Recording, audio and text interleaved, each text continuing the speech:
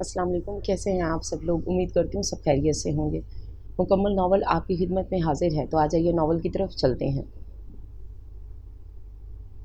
اس کا مقصد پورا ہو چکا تھا، مگر وہ مسلسل اس کے دل و دماغ بلکہ وجود کی ایک ایک جنبش کو اپنے حصار میں لیے ہوئے تھا۔ سپہر 3 بجے سے وہ اسے ہی سوچے جا رہا تھا، پل بھر کے لیے بھی وہ اس کے ذہن سے محو نہیں ہوا تھا۔ وہ پوری دنیا سے بیگانہ، اپنے آپ سے بے خبر، گزرتے وقت کی آہٹ سنے بغیر اس سیاہ گھپ اندھیرے کمرے میں اس کی یاد کے دیے جلائے بیٹھا تھا۔ بیتے وقت کے جگنوں اس سیاہ کمرے میں اس کے ذہن کے دریچوں میں جگمگا رہے تھے، اور وہ ان جگنوں کو پکڑنے میں اس قدر مگن تھا کہ اپنے آپ کو بھلا بیٹھا تھا۔ بیتے لمحات اس کے ذہن میں منعکس ہو رہے تھے، اور وہ اس کے ایک ایک روپ کو یاد کرنے لگا، اس شخص کو جو قدرت کا ایک جیتا جاگتا شاہکار تھا، جس کا پرکشش سراپا اور حاوی ہونے والی پرسنالٹی ہی مقابل کو مبہوت کر دیتی تھی۔ مگر اب وہ شخص کیا تھا؟ آکسفورڈ یونیورسٹی کا تعلیم یافتہ شخص، جس کا شاندار تعلیمی ریکارڈ اور قابل رشک ڈگریاں اس کی غیر معمولی ذہانت کا منہ بولتا ثبوت تھیں، اب ہوش و خرد سے ہی بیگانہ تھا۔ ذہانت و فطانت دل کے ہاتھوں مات کھا چکی تھی۔ وہ جو اپنے دل نشین لہجے میں بولتا تھا تو سننے والے پر سحر پھونکتا تھا، آج کیسے بے تاثر لہجے میں بے ربط جملے بول رہا تھا۔ جس کی ذہانت سے بھرپور نگاہوں کا طلسم مقابل کو جکڑ لیتا تھا، اب کیسی وحشت سی چھائی تھی ان نگاہوں میں۔ جس کی چال میں ایسا وقار و دلکشی تھی کہ دیکھنے والا سراہے بغیر نہیں رہ سکتا تھا، آج وہی قدم ڈگمگا رہے تھے۔ وہ جو ہر دم متحرک رہتا تھا اپنی آرزوؤں، آدرشوں اور خواہشات کی تکمیل کے لیے، جو حاصل پر مطمئن ہی نہ ہوتا اور بہتر سے بہترین کی تلاش میں رہتا، جو ایک لمحے کے لیے ساکت نہیں ہونا چاہتا تھا، آج دل کی ایک خواہش کے آگے ایک ہی مقام پر منجمد ہو گیا تھا۔ وہ جو کہتا تھا کہ آج کے دور میں سسی پونو یا ہیر رانجھا جیسے عاشق ناپید ہیں، آج کے اس مٹیریلسٹک اور مصروف دور میں محبت باغ میں کھلے ایک تر و تازہ شاداب پھول کی مانند ہے، جس کی خوشبو اور خوبصورتی سے چند لمحات کے لیے لطف اندوز تو ہوا جا سکتا ہے، مگر ہمیشہ کے لیے اپنے کوٹ کے کالر میں سجایا نہیں جا سکتا، اور مختلف اوقات میں مختلف پھولوں کی خوشبو سے سرشار ہوا جا سکتا ہے۔ ضروری نہیں بار بار ایک پھول ہی خوشی کا احساس دلائے۔ کتنا تفاخر اور بے نیازی تھی اس کے لہجے میں، مگر آج وہی شخص محبت کے ہاتھوں لٹا تھا، جس نے زندگی میں ہر خواہش تک رسائی حاصل کی تھی۔ پہلی دفعہ نارسائی کے دکھ سے آشنا ہوا تھا، اور اس دکھ نے اسے سرتاپا بدل دیا تھا۔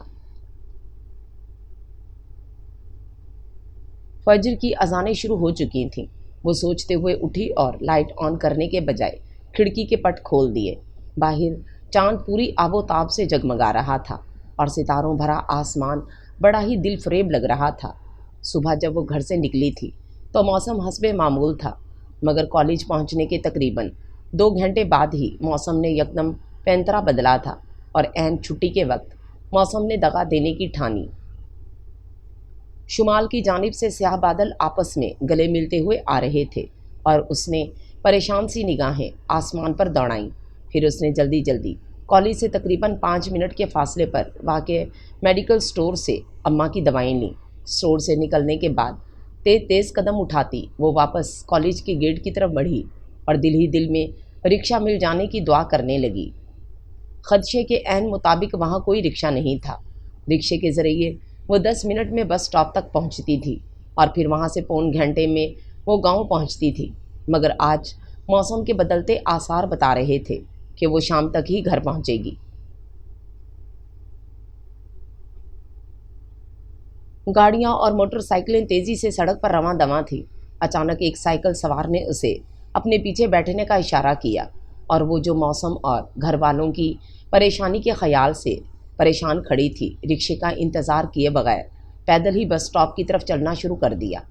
آسمان سے پانی کے ننھے منھے قطرے گرنا شروع ہو گئے تھے، اور ساتھ ہی منچلی ہوا بھی چلنے لگی تھی۔ اچانک اس کے قریب کسی گاڑی کے ٹائر چرچرائے۔ اس نے سر اٹھا کے دیکھا، گرے چمکتی کار کی ڈرائیونگ سیٹ پر چچا طفیل بیٹھا تھا، حویلی والوں کا پرانا وفادار ڈرائیور۔ اے بیٹی، تو نوری کی دھی ہے نا؟ چاچے طفیل نے تصدیق چاہی تو اس نے ہولے سے اسبات میں سر ہلا دیا۔ ہاں جی، یہ اپنے ہی گاؤں کی ہے، آپ کہیں تو کیوں نہ بٹھاؤں اسے؟ چچی کی بات پوری ہونے سے پہلے ہی کار کی پچھلی سیٹ سے بھاری مردانہ خوبصورت آواز ابھری۔ اس نے چونک کر پیچھے دیکھا۔ چچے طفیل نے تیزی سے باہر نکل کر پچھلی سیٹ کا دروازہ کھولا۔ سیاہ پینٹ کوٹ میں ملبوس مردانہ وجاہت کا شاہکار پچھلے حصے سے اتر کر فرنٹ سیٹ کی جانب بڑھا تھا۔ رقیہ کی نظریں پل بھر کو ساکت سی رہ گئیں۔ بیٹھو بیٹی۔ چچا کی آواز پر وہ چونک کر مڑی اور پچھلی سیٹ پر سکڑ کر بیٹھ گئی۔ چچا نے ڈرائیونگ سیٹ سنبھالی تھی اور گاڑی منزل کی طرف رواں ہو چکی تھی۔ وہ سر جھکائے سمٹی سی بیٹھی تھی۔ چند لمحوں کے لیے چہرے پر کسی کی نگاہوں کی تپش محسوس ہوئی تو ماتھے پر بے ساختہ ناگواری کی شکن ابھری۔ آپ ایزی ہو کر بیٹھیں، میں اسی لیے آگے آیا ہوں کہ آپ ڈسٹرب نہ ہوں۔ شائستہ تلسماتی آواز نے ایک جادو سا بکھیرا تھا اور رقیہ کے کھنچے ہوئے اعصاب یکدم پرسکون سے ہونے لگے۔ کون سے ایئر میں ہیں آپ؟ خوبصورت آواز نے سوال کیا تھا۔ 5th ایئر میں، وہ قدرے اعتماد سے بولی۔ سبجیکٹ کون سا ہے؟ اگلا سوال آیا۔ میتھس میں ماسٹرز کر رہی ہوں۔ واؤ، انٹرسٹنگ۔ ہمارے گاؤں نے تو تعلیم میں کافی ترقی کر لی ہے، خوشی کی بات ہے۔ وہ جیسے خود سے بولا۔ ہاں جی، بس یہی لڑکی ہے ہمارے گاؤں کی جو اتنا پڑھ رہی ہے، باقی سب تو گاؤں کے اسکول میں ہی میٹرک کرنے کے بعد بیاہی جاتی ہیں۔ یہ شروع سے ہی پڑھائی میں بہت تیز ہے، ہر جماعت میں فرسٹ آتی تھی۔ 10ویں میں تو اس نے وظیفہ بھی حاصل کیا تھا۔ اس کی ماں کو بھی بڑا شوق ہے اسے پڑھانے کا۔ حویلی کی لڑکیوں کے بعد یہ واحد لڑکی ہے جو اتنا پڑھ رہی ہے، اور یہ ہے بھی بہت نیک فطرت کی۔ چچا طفیل اس طرح اس کی تعریف میں مگن تھا جیسے وہ اس کی سگی بیٹی ہو۔ ایک نرم سی مسکراہٹ رقیہ کے لبوں پر پھسلی۔ تو آپ گاؤں کی امتیاز شخصیت میں شمار ہوتی ہیں۔ وہ مرر میں سے اسے دیکھتے ہوئے تعریفی انداز میں بولا۔ یوں تو گاؤں کی لڑکیاں اور دیگر لوگ اس کے لیے تنقیدی اور تعریفی کلمات ادا کرتے رہتے تھے، مگر حویلی کا یہ پہلا فرد تھا جس نے یوں براہ راست اس کی تعریف کی تھی۔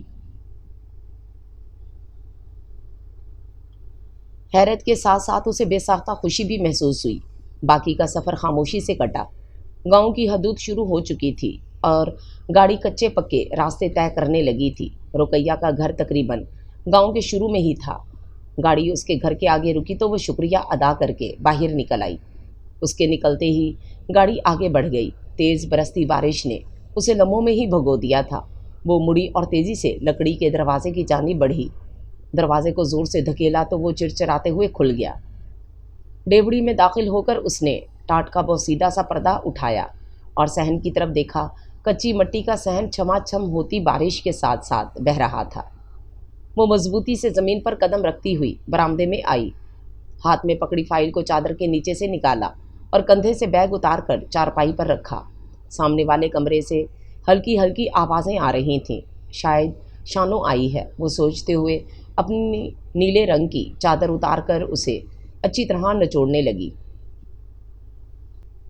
خیر سے جلدی آ گئی ہو، میں تو سمجھی تھی بارش کی وجہ سے تجھے بڑا سیاپا پڑا ہوگا آج۔ دائیں طرف موجود باورچی خانے سے نکلتے ہوئے ماسی نے خوشگوار سی حیرت سے کہا۔ آج اتنی جلدی بس آ گئی تمہاری؟ کیا بس میں ہوائی جہاز کے ٹائر فٹ تھے؟ ماسی کی آواز سن کر شانو جیسے چھلانگ لگا کر کمرے سے باہر آئی تھی اور حسب معمول نان سٹاپ شروع ہو گئی تھی۔ بس پہ تو نہیں آئی میں، برآمدے میں بچھی کھری چارپائی پر رقیہ نے اپنی چادر پھیلاتے ہوئے کہا۔ تو اڑ کے آئی ہو؟ شانو نے حیرت سے کہا۔ نہیں بھائی، چچا طفیل شہر سے آ رہا تھا، اس لیے مجھے کالج کے پاس دیکھا تو گاڑی میں بٹھا لیا۔ اوہو، بڑے ٹور ہیں تمہارے تو، خانوں کی گاڑی میں آئی ہو۔ شانو کے کہنے پر وہ جھنجھلا سی گئی۔ تم تو جیسے کبھی نہیں بیٹھی ہو خانوں کی گاڑی میں ندیدی۔ وہ اماں کے کمرے میں داخل ہوتے ہوئے بولی۔ بیٹھے ہیں بھائی، پر تب جب حویلی کی لڑکیوں کو شاپنگ پر لے جانا ہوتا ہے تمہاری طرح۔ ہائے ہائے شانو، کیا فضولی ہاں کے جا رہی ہے، کوئی تک کی بات بھی کر لیا کر۔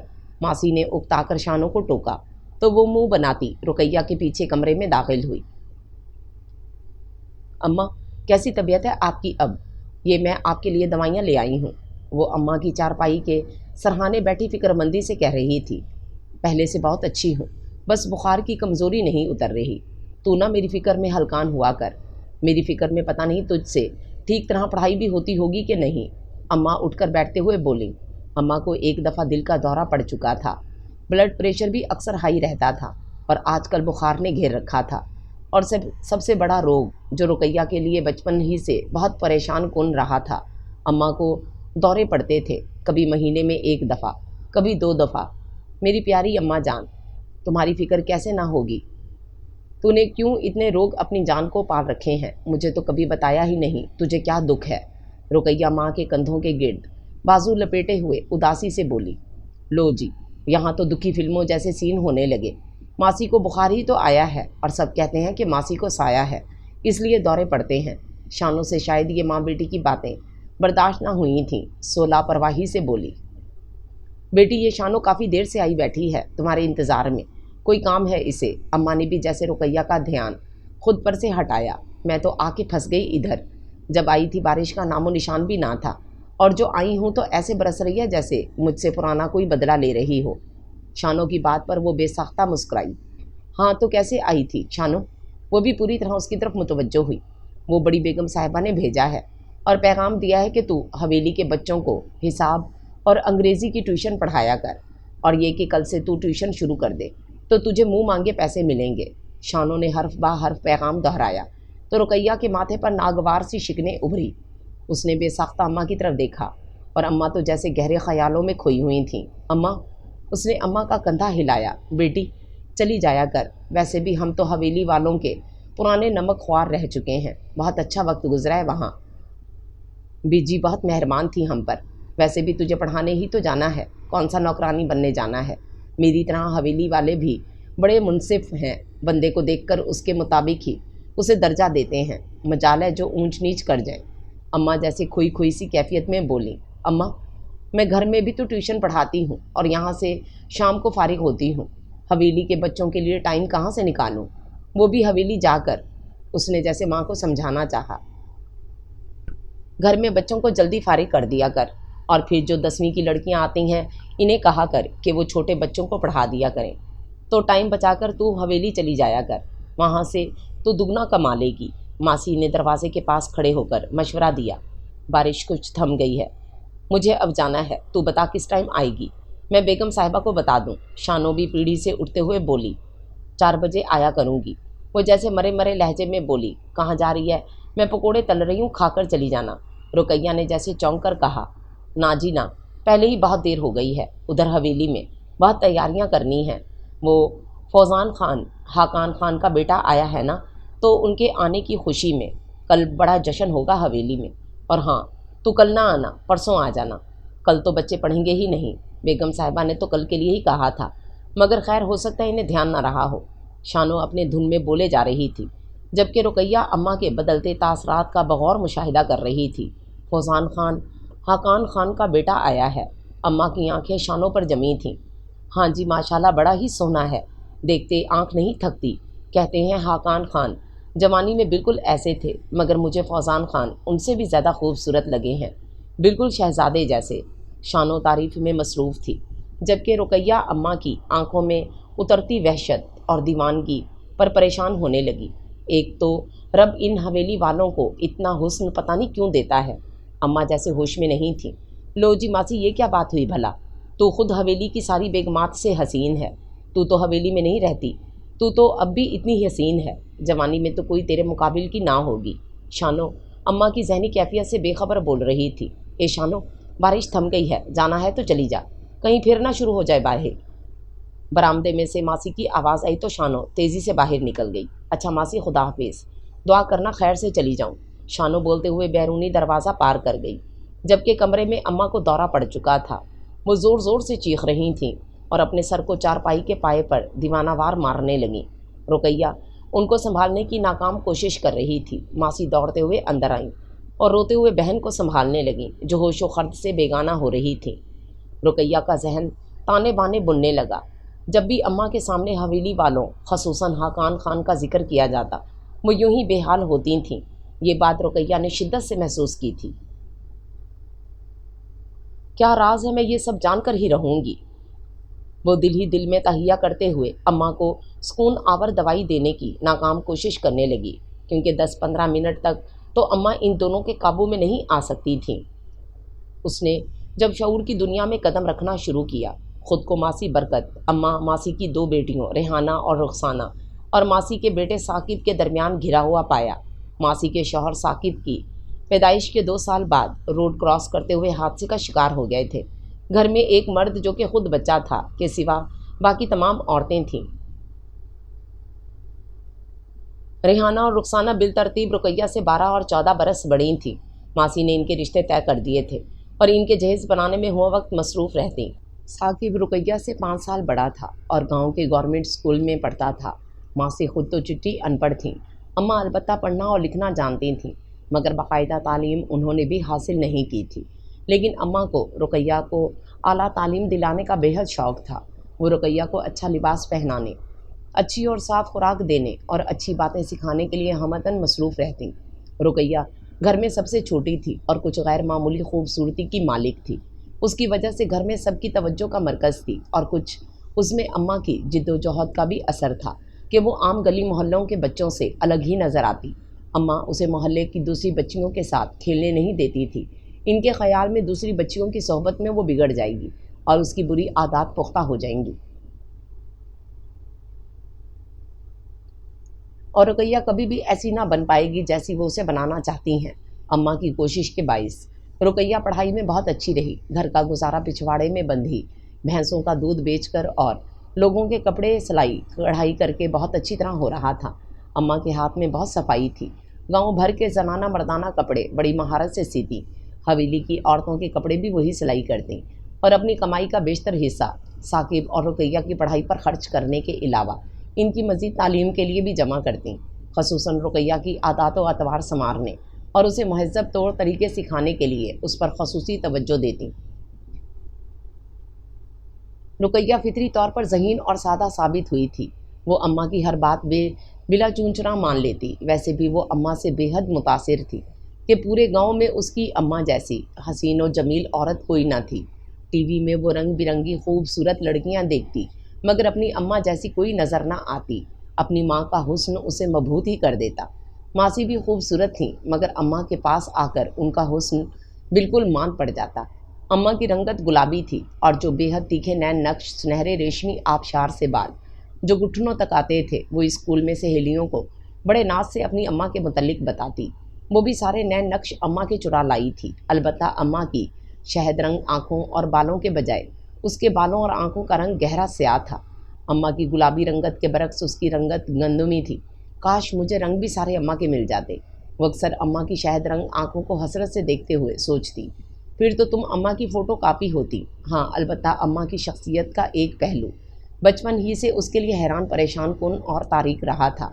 अम्मा को चंद हफ्तों बाद दौरे पड़ते और हर दौरा इतना शदीद होता कि अम्मा अपनी मताए होश गंवा देती। वो पागलों की तरह चीखती चिल्लाने लगती, अपने बाल नोचती, सर पटकती और कभी कभार अजीबो गरीब टूटे फूटे जुमले कहती। इन दौरों के दौरान इन्हें एक बार हार्ट अटैक भी हो चुका था।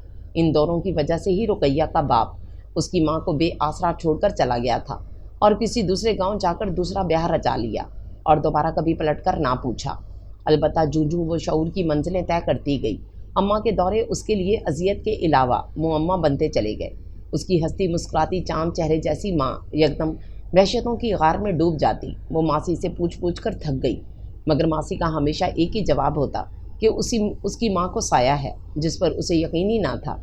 अम्मा से पूछी थी तो अम्मा अजीब सी नज़रों से उसे देखती और खामोशी अख्तियार कर लेती और दोबारा पूछने का हौसला न कर पाती। मगर तालीम हासिल कर लेने के बाद वो किसी हद तक समझ चुकी थी कि अम्मा के साथ किसी साइकोलॉजिकल प्रॉब्लम है, मगर उसका पस मंज़र जानना उसके लिए अब बेहद ज़रूरी था। बाजी रेहाना और रुखसाना शादी के बाद अपने ससुराल में होती थीं। कभी कभार मिलने आती, जबकि साकिब MBA के लिए लाहौर में रहता था। FA के बाद उसने पढ़ाई छोड़ी थी, मगर अम्मा और ख़ुसूसी तौर पर रुकैया के इसरार पर उसने नए सिरे से पढ़ाई शुरू की थी और अब पिछले 4 सालों से लाहौर में ही था। वो रुकैया की खामोश मोहब्बत में मुब्तला था, मगर वो अभी इजहार की ज़रूरत महसूस न करता था। पूरा हफ्ता हो गया था रोज़ाना 1 मील का सफ़र तय करके वो भी पैदल हवेली आते, मगर अभी तक चंद बेगमात और पढ़ने वाले बच्चों और लड़कियों के अलावा वो किसी को भी देख ना पाई थी। हाकान खान को देखना तो दूर की बात थी। इस वसीअ और इस हवेली में दाखिल होते ही उसे सीधा बच्चों की स्टडी में पहुंचा दिया जाता। बच्चों ने पहले 2 दिन तो काफ़ी तंग किया, मगर उसके पढ़ाने के अंदाज से वो काफ़ी मुतासिर हो चुके थे। उसके स्टूडेंट्स में ज़्यादातर हवेली की मैट्रिक और एफए में ज़ेरे तालीम लड़कियां थीं, जिन्हें हॉस्टल में रहने की इजाज़त ना थी। हवेली की लड़कियां उसे ट्यूटर के तौर पर बहुत इज्जत देती थीं, मगर आज उसे कोफ्त सी होने लगी थी। जिस खास मकसद के लिए वो हवेली आई थी, वो पूरा होने का अमकान ही नज़र नहीं आ रहा था।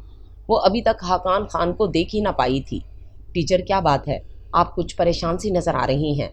9th क्लास की तालबा सबा ने उसका रवैया महसूस करते हुए पूछा, तो बाकी सब ने भी अपने अपने काम से नज़रें हटाकर उसकी जानिब देखा।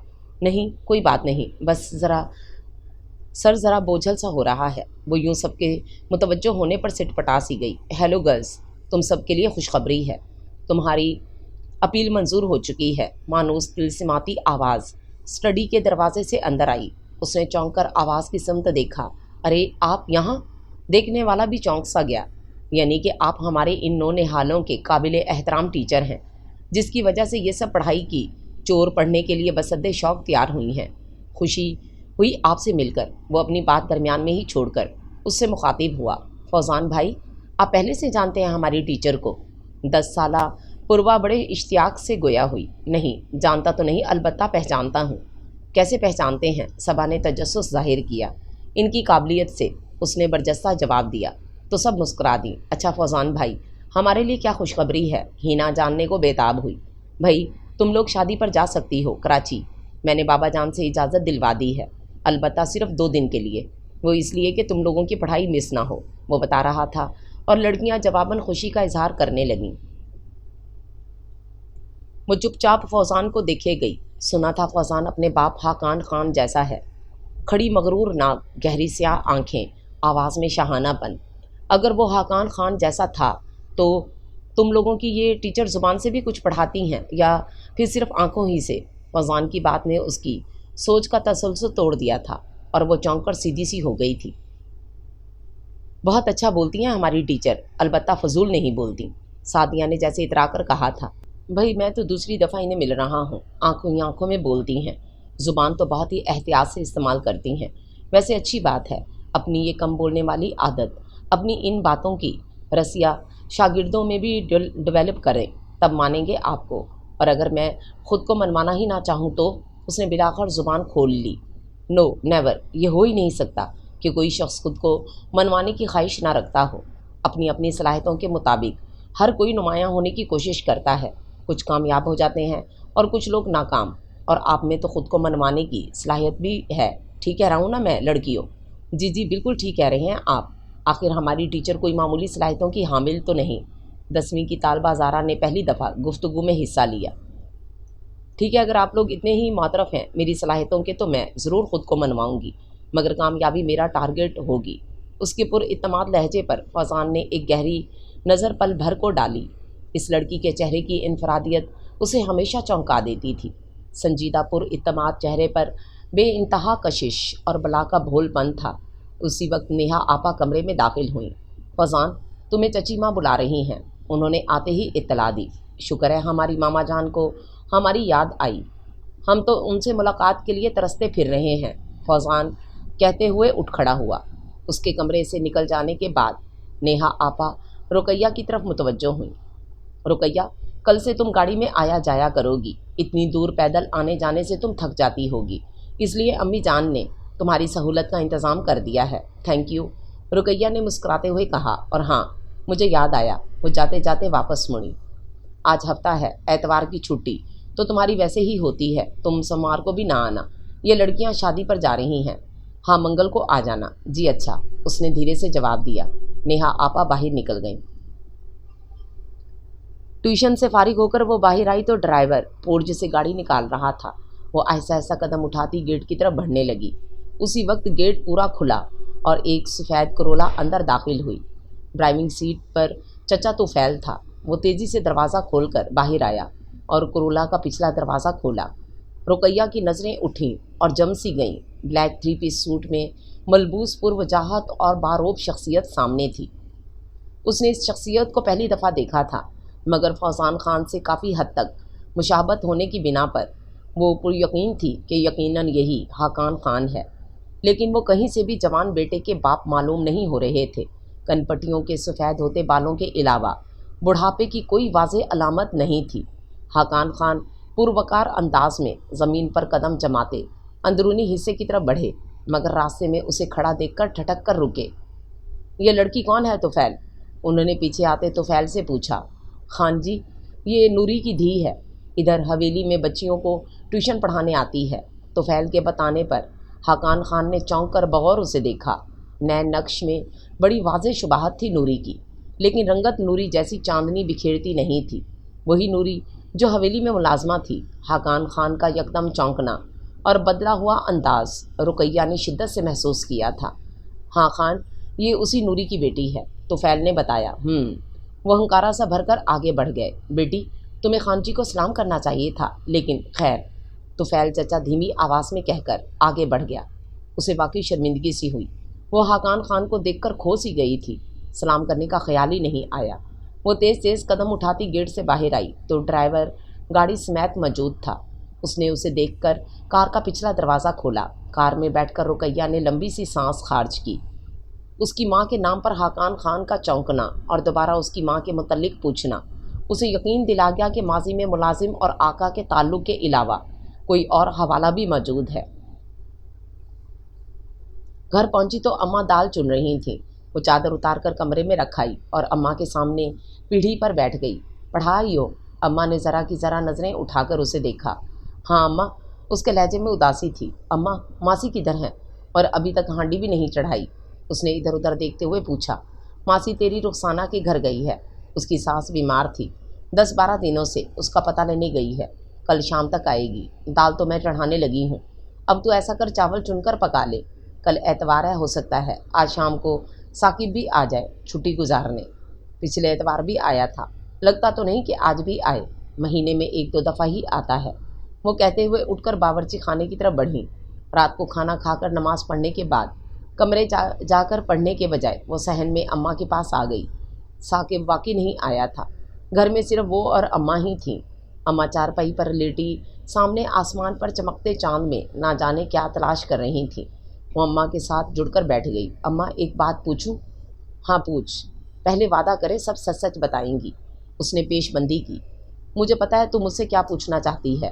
بہت بچپن میں جب مجھے دورے پڑتے تھے تو کئی دن ہراساں رہتی، مجھے سہمی سہمی نظروں سے دیکھا کرتی، مگر اب تمہاری آنکھیں کچھ دریافت کرنا چاہتی ہیں، سوال ابھرنے لگے ہیں تمہاری آنکھوں میں۔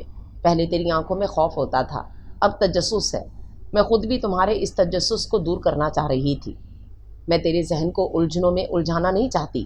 اب تو نے حویلی جانا شروع کر دیا ہے، اس سے پہلے کہ کوئی اور تجھے سچ جھوٹ بتائے، میں خود تجھے سچ بتاؤں گی۔ میں اپنی بیٹی کو بہادر اور حقیقت پسند دیکھنا چاہتی ہوں، جو زمانے کی پرفریب چال میں کبھی نہ آئے، ہمیشہ مضبوط اور نڈر رہے۔ اماں چاند کو تکتے ہوئے مدھم لہجے میں بول رہی تھیں۔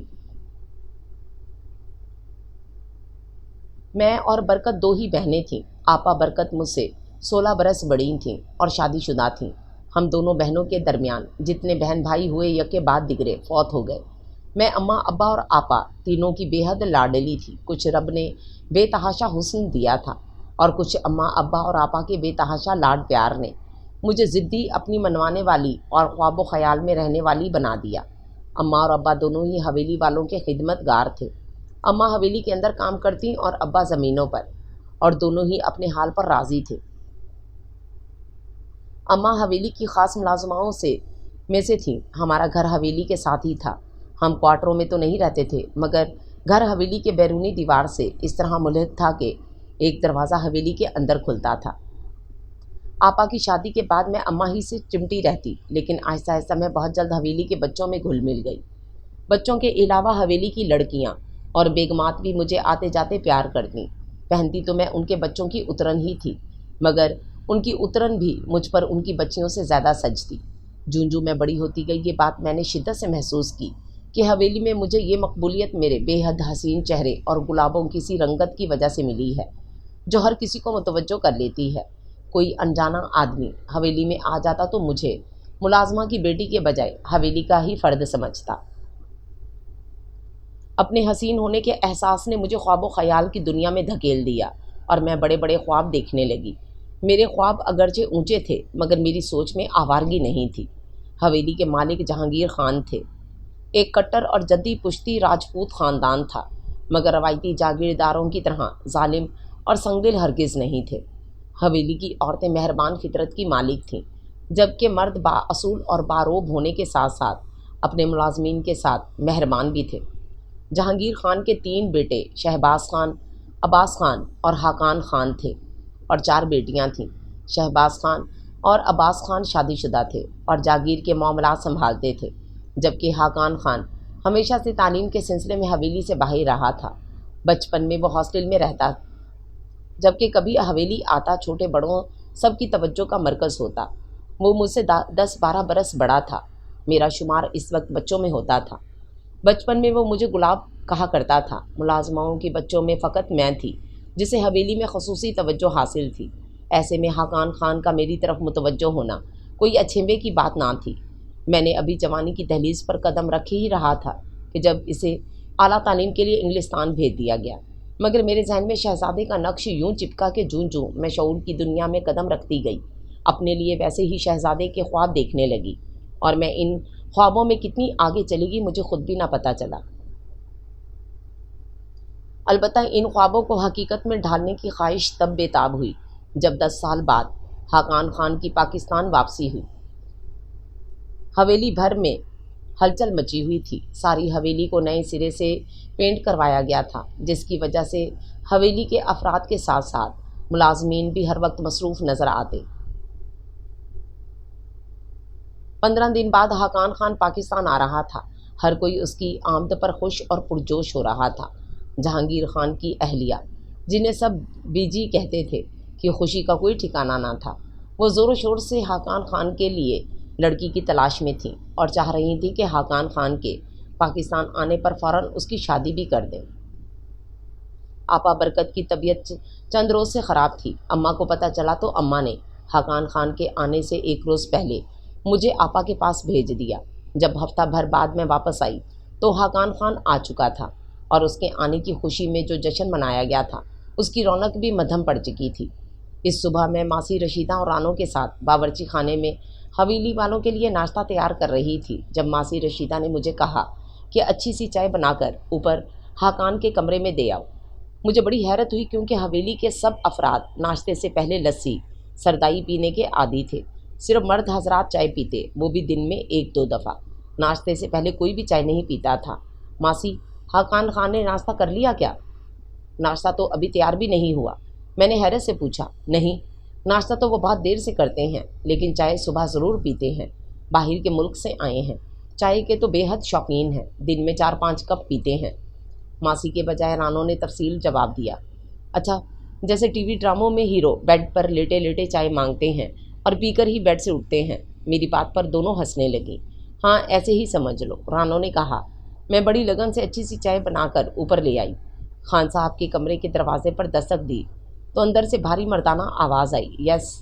میں کپ لے کر اندر داخل ہوئی تو میری توقعات کے برخلاف حاقان خان بیڈ پر لیٹنے کے بجائے تیار ہو کر ڈریسنگ ٹیبل کے سامنے کھڑے بال سنوار رہے تھے۔ مجھے آئینے میں دیکھتے ہی ان کے ہاتھ ساکت ہو گئے اور وہ مڑنے کے بجائے آئینے ہی میں چند لمحوں کے لیے بے حس و حرکت مجھے دیکھتے رہے۔ ہمیں خود خبر نہ ہوئی، ہم دونوں آئینے میں ہی ایک دوسرے کو دیکھ رہے تھے۔ حاقان خان کی صورت میں میرے سامنے میرے خوابوں کا شہزادہ کھڑا تھا۔ کون ہو تم؟ حاقان خان کے ساکت وجود میں حرکت ہوئی اور انہوں نے مڑ کر چائے لینے کے بجائے مجھ سے میرے متعلق دریافت کیا۔ نوری نام ہے جی میرا، وہ جسے آپ بچپن میں گلاب کہا کرتے تھے۔ اوہ، انہوں نے میری بات درمیان میں ہی پکڑ لی۔ جی ہاں۔ میری آواز لرزی تھی۔ اب تو گلابوں سے بھرا گلستان بھی تمہارے سامنے مات کھاتا ہے، انہوں نے میرے ہاتھ سے چائے کا کپ لیتے ہوئے گمبھیر لہجے میں کہا، اور ان کی کپ لیتے ہی میں یوں تیزی سے باہر نکلی گویا اپنے وہیں جامد ہو جانے کا خطرہ ہو۔ حاقان خان کے ایک جملے ہی نے مجھے زمین سے اٹھا کر ہواؤں کے سپرد کر دیا۔ میں سارا دن سرشار سی پھرتی رہی۔ اگلے روز رانو ان کے کمرے میں چائے لے کر گئی تو انہوں نے لینے سے انکار کر دیا۔ رانو ہکا بکا سی واپس آئی اور کہا کہ خان صاحب کو نوری کے ہاتھ کی چائے بہت پسند آئی ہے، وہی چائے لے کر جائے، اور پھر میں چائے لے کر گئی۔ پتہ ہے جب میں انگلینڈ میں تھا تو صبح پھولوں کی مہک اور چائے کی تازگی کو اپنے اندر اتار کر فریش اپ ہوا کرتا تھا، مگر کل سے تمہیں دیکھا ہے تو پتہ چلا ہے تم ان دونوں چیزوں سے بڑھ کر ہو۔ آئندہ بیڈ ٹی صرف تم لے کر آیا کرو گی۔ جی اچھا، میں نے چائے پکڑاتے ہوئے مدھم لہجے میں کہا، اور ہاں سنو۔ میں جانے کو مڑی تھی، ان کی آواز پر رک گئی۔ آج سے میرے سارے کام تم کرو گی، میرے کمرے کی صفائی، کپڑوں کی استری، جوتوں کی پالش، جو کھانے میں کھانا پسند کرتا ہوں وہ تم پکاؤ گی۔ غرض میرا ہر کام تم کرو گی، میں ہر چیز میں تمہاری مہک محسوس کرنا چاہتا ہوں۔ حاکمانہ انداز میں وہ ایک غلام زادی کو اس کے کام بتا رہے تھے، مگر اس غلام زادی کے دل کی پوری بستی لوٹ چکے تھے۔ تمہارا حسن بہت سرشار اور بے خود کر دینے والا ہے۔ میرے سامنے زیادہ دیر نہ ٹھہرا کرو، گھمبیر لہجے میں کہا گیا۔ جملہ سن کر میں سر پٹ کمرے سے دوڑی۔ دل کی دھڑکنیں بری طرح منتشر تھیں۔ سیڑھیوں سے اترتے ہوئے عرفان سے بری طرح ٹکرائی، جو حویلی والوں کے مزاروں میں سے کسی کا بیٹا تھا۔ یا اللہ، یہ کیا قیامت صبح صبح مجھ سے ٹکرا گئی، دن خیر سے ہی گزر جائے۔ اس نے مجھے سنبھالتے ہوئے کہا تو غصے سے میرا برا حال ہو گیا۔ سر زمین میں گاڑ کر چلتے ہو، دائیں بائیں دیکھنے کی زحمت ہی نہیں کرتے، اندھے کہیں کے۔ میں نے غصے سے اسے گھورتے ہوئے کہا، اور ہاں، اگر آئندہ کوئی ایسی ویسی بات کی تو حاکان خان سے کہہ کر تمہاری چترول کروا دوں گی۔ میں نے نیچے اترتے ہوئے اسے دھمکی سے بھی نوازا۔ ہائے سونے ربا، کیسی کیسی چیزیں پیدا کی ہیں ہم غریبوں پر ستم ڈھانے کو، اس نے ایک ٹھنڈی آہ بھرتے ہوئے کہا۔ تو اس کی بات پر میں کھولتے ہوئے کچن کی جانب بڑھی۔ ہال کمرے میں لڑکیاں اور بیگمات بیٹھی باتیں کر رہی تھیں جب حاکان خان کی شادی کا ذکر چھڑ گیا۔ امی جان کب کر رہی ہیں بھائی جان کی شادی؟ ایک تو آپ کو کوئی لڑکی پسند ہی نہیں آ رہی، بی جی کی چھوٹی بیٹی شائستہ بڑے لاڈ سے کہہ رہی تھیں۔ بیٹی تمہارے بھائی کے شایان شان کوئی لڑکی ملے بھی تو صحیح، میں تو خود بڑی بے چین ہوں کہ اس کی شادی کے لیے۔ بی جی نے کہا، اماں جان، ایک لڑکی میری نظر میں آئی تو ہے، خاندان بھی اچھا ہے، پڑھی لکھی بھی ہے، انگلینڈ ہی سے آئی ہے، وہیں پلی بڑھی اور تعلیم پائی ہے۔ اس دفعہ جب میں کراچی گئی تو وہیں ملاقات ہوئی، وہ لوگ بھی اس کی شادی کرنے پاکستان آئے ہیں، بس ذرا شکل و صورت کی کمی ہے۔ ارباز خان کی دلہن نگہت نے کہا تو وہیں موجود دوپٹے پر کڑھائی کرتے میرا دل سکڑ کر پھیلا۔ شکل و صورت کی کمی ہے، تم جانتی تو ہو دلہن، میں خوبصورت لڑکی لانا چاہ رہی ہوں۔ ایسے رشتے تو ہم نے اور بھی دیکھے، بس کم صورتی کی وجہ سے بات رہ گئی۔ خاندان تو ظاہر ہے اعلیٰ ہی ہوگا، لیکن تعلیمی یافتہ میں اس لیے کہہ رہی ہوں کہ ماشاءاللہ میرا بیٹا بہت پڑھا لکھا ہے۔ جب تم دونوں کو بیاہ کر لائی تھی تو تمہاری خوبصورتی اور سیرت پہلے دیکھی تھی میں نے، پھر باقی سب۔ بی جی اپنے موقف پر ڈٹی تھی۔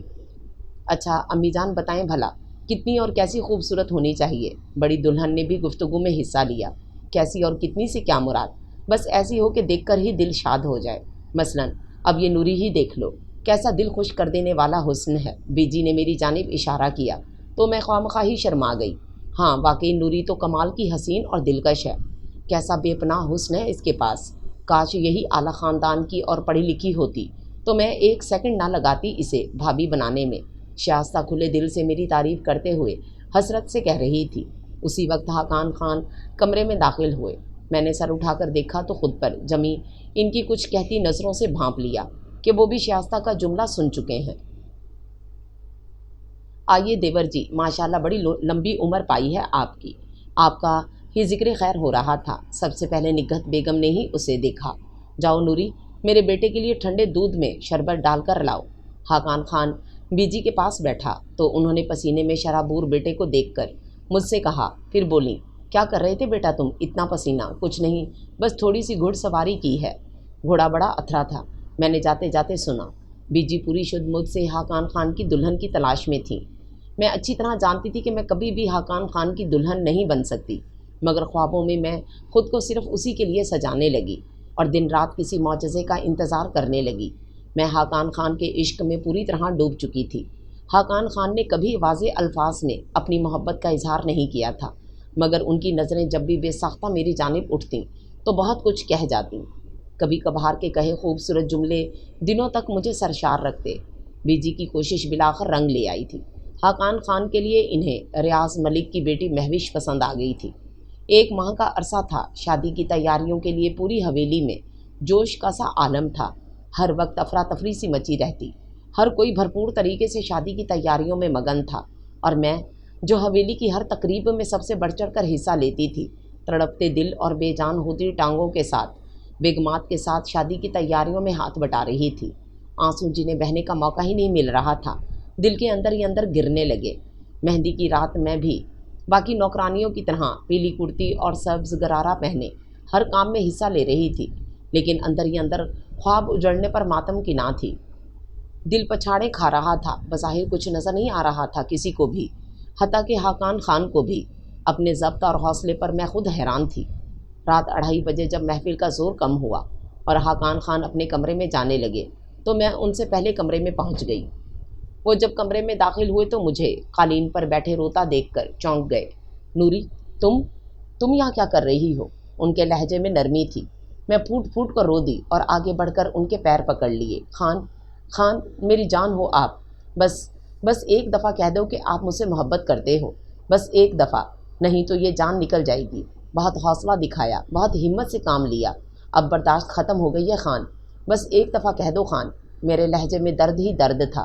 خان سر درد سے مجھے دیکھ رہے تھے، پھر پیچھے ہٹتے ہوئے قریب رکھے صوفے پر بیٹھ گئے، جیسے ان کے لیے مزید کھڑے رہنا دشوار ہو چلا ہو۔ وہ مجھے گھورتے رہے، پھر بولے تو لہجے میں آقاؤں جیسی کوئی بات نہ تھی، بلا کا اضطراب اور شکستگی تھی۔ بہت پہلے جان گیا تھا میں کہ تم مجھ سے محبت کرنے لگی ہو، مگر اس قدر یہ اندازہ نہ تھا۔ میں نے بھی دنیا میں بہت سے حسین دلربا چہرے دیکھے، مگر ایسا پاکیزہ، شفاف، بے ریا، اپنائیت اور بے انتہا حسن نہیں دیکھا تھا۔ لیکن یہ صرف تمہارا حسن ہی نہیں، بلکہ شاید تمہاری محبت کی آنچ بھی تھی جس نے میرے دل کے سازوں کو چھیڑا۔ اور شائستہ کی طرح میں بھی بے اختیار سوچنے لگا کہ کاش تم اعلیٰ خاندان کی اور پڑھی لکھی ہوتی اور میں ساری دنیا کے سامنے تمہیں اپناتا، لیکن یہ کاش ہمیشہ کاش ہی رہتا ہے۔ میں تم سے محبت کرتا ہوں نوری، مگر اس محبت کو میں نے دل کے اندر ہی دفن کر دیا ہے، کیونکہ میں جانتا ہوں تم میری نوکرانی ہو۔ جہاں اقرار محبت سن کر مچلتے دل کو قرار ملا تھا، وہیں اہل ہونے کے طانے نے مجھے خستہ کر دیا۔ خان، ہمارے مذہب میں تو ذات پات کی کوئی تقسیم نہیں، مسلمان ہونے کے ناطے سے تو ہم برابر ہیں۔ مانتی ہوں میں آپ کی نوکرانی ہوں، مگر کیا ایک خان اتنا اختیار نہیں رکھتا کہ وہ اپنے دل کی ملکہ کو چاہے وہ ایک کنیز ہی کیوں نہ ہو، برابری کا درجہ دے سکے؟ تمہیں کس نے کہا کہ تم میرے دل کی ملکہ ہو؟ میں نے کہا ہے کہ تمہاری محبت کو اپنے دل کی ناجائز خواہش سمجھ کر میں دل کے اندر ہی دفن کر چکا ہوں، اور تم برابری کی بات کرتی ہو۔ صرف ذات پات اور اعلیٰ و ادنا کا فرق ہی نہیں، تم کسی لحاظ سے بھی میرے قابل نہیں ہو۔ مجھے سوسائٹی میں رہنا ہے، تعلیم یافتہ شریک حیات قابل فخر ہوتی ہے اور تم ان پڑھ۔ اگر تم نے ایف اے ہی کیا ہوتا تو آج سارے زمانے سے ٹکرا کر تمہیں اپناتا، آگے تمہیں معاشرے میں رہنے کے طور طریقے سکھا لیتا، لیکن نہیں، اب ان باتوں کا کچھ فائدہ نہیں۔ کیا ہے تم میں سوائے حسن کے؟ ایک حسین مورتی کی مانند ہو اور کچھ بھی نہیں۔ کچھ بھی تو نہیں ہے تم میں۔ کس بنا پر میں تمہارے لیے اپنے اصولوں، اپنی روایات سے ٹکر لیتا؟ ہم نے زندگی گزارنی ہے اور وقتی جذباتیت کے ہاتھوں اپنی زندگی تباہ نہیں کر سکتا۔ کچھ عرصہ گزرے گا تم یہ سب بھول جاؤ گی، یہ صرف وقتی جنون ہے۔ حاقان خان کے اندر اچانک ایک راجپوت جاگیردار جاگ اٹھا تھا۔ بہت بے حس لہجے میں اس نے یہ لفظ استعمال کیے تھے جن کو میں پتہ نہیں کیسے سن رہی تھی۔ خان، آپ نے کہا میں کچھ بھی نہیں، میں نے مان لیا، لیکن میرا یہ دل، میری یہ محبت اور میرا یہ جنون، یہ سب بھی کچھ حیثیت نہیں رکھتے آپ کے نزدیک۔ میں کسی پجارن کی طرح کھڑی التجا کر رہی تھی اپنے دیوتا کے سامنے۔ کہا نا یہ سب وقتی جذباتیت ہے اور کچھ بھی نہیں۔ اور دراصل تم نے خواب بہت اونچے دیکھ رکھے تھے، اور جب خواب اونچے دیکھے جائیں تو ان کی حقیقت سوائے حسرتوں کے کچھ نہیں ہوتی۔ کہنے کو تو میرا دل بھی تمہاری جانب راغب ہوا تھا، مگر میں پاگل دل کے پیچھے نہیں بھاگا، بلکہ اچھا چھوڑو اب ان باتوں کو اور جاؤ یہاں سے۔ وہ دو ٹوک لہجے میں کہتے ہوئے ڈریسنگ ٹیبل کی جانب بڑھ گئے۔ خان، میں نے پیچھے سے پکارا، میں نے کہا نہ جاؤ یہاں سے، کیوں افسانہ بنانے پر تلی ہوئی ہو؟ حاقان خان نے ایک بھرپور نظر میرے سراپے پر ڈالی اور ڈریسنگ روم میں چلے گئے۔ میں تہی داماسی باہر نکل آئی اور اپنے کمرے میں آ کر پھوٹ پھوٹ کر رو دی۔ اگلے دن میں بخار میں جل رہی تھی۔ عرفان، جس نے شہر میں ڈاکٹر کے پاس کام کر کے کافی کچھ سیکھ لیا تھا، اب گاؤں میں ہی ایک چھوٹا سا کلینک چلا رہا تھا۔ گاؤں والوں کے لیے یہ بھی غنیمت تھا تو وہ بھی حویلی والوں کے مزارے کا بیٹا، مگر اس بنا پر اس نے گاؤں میں کافی عزت بنا لی تھی۔ بی جی کے کہنے پر اس نے میرا چیک اپ کیا اور دوائیاں لا کر دیں۔ بی جی کا حکم تھا کہ شام کو دلہن کے آنے سے پہلے مجھے ٹھیک ہو جانا چاہیے، کیونکہ دلہن کے آنے پر راہداری سے لے کر کمرے یعنی حجرہ عروسی تک دلہا دلہن کے آگے پھول میں نے ہی بچھانے ہیں۔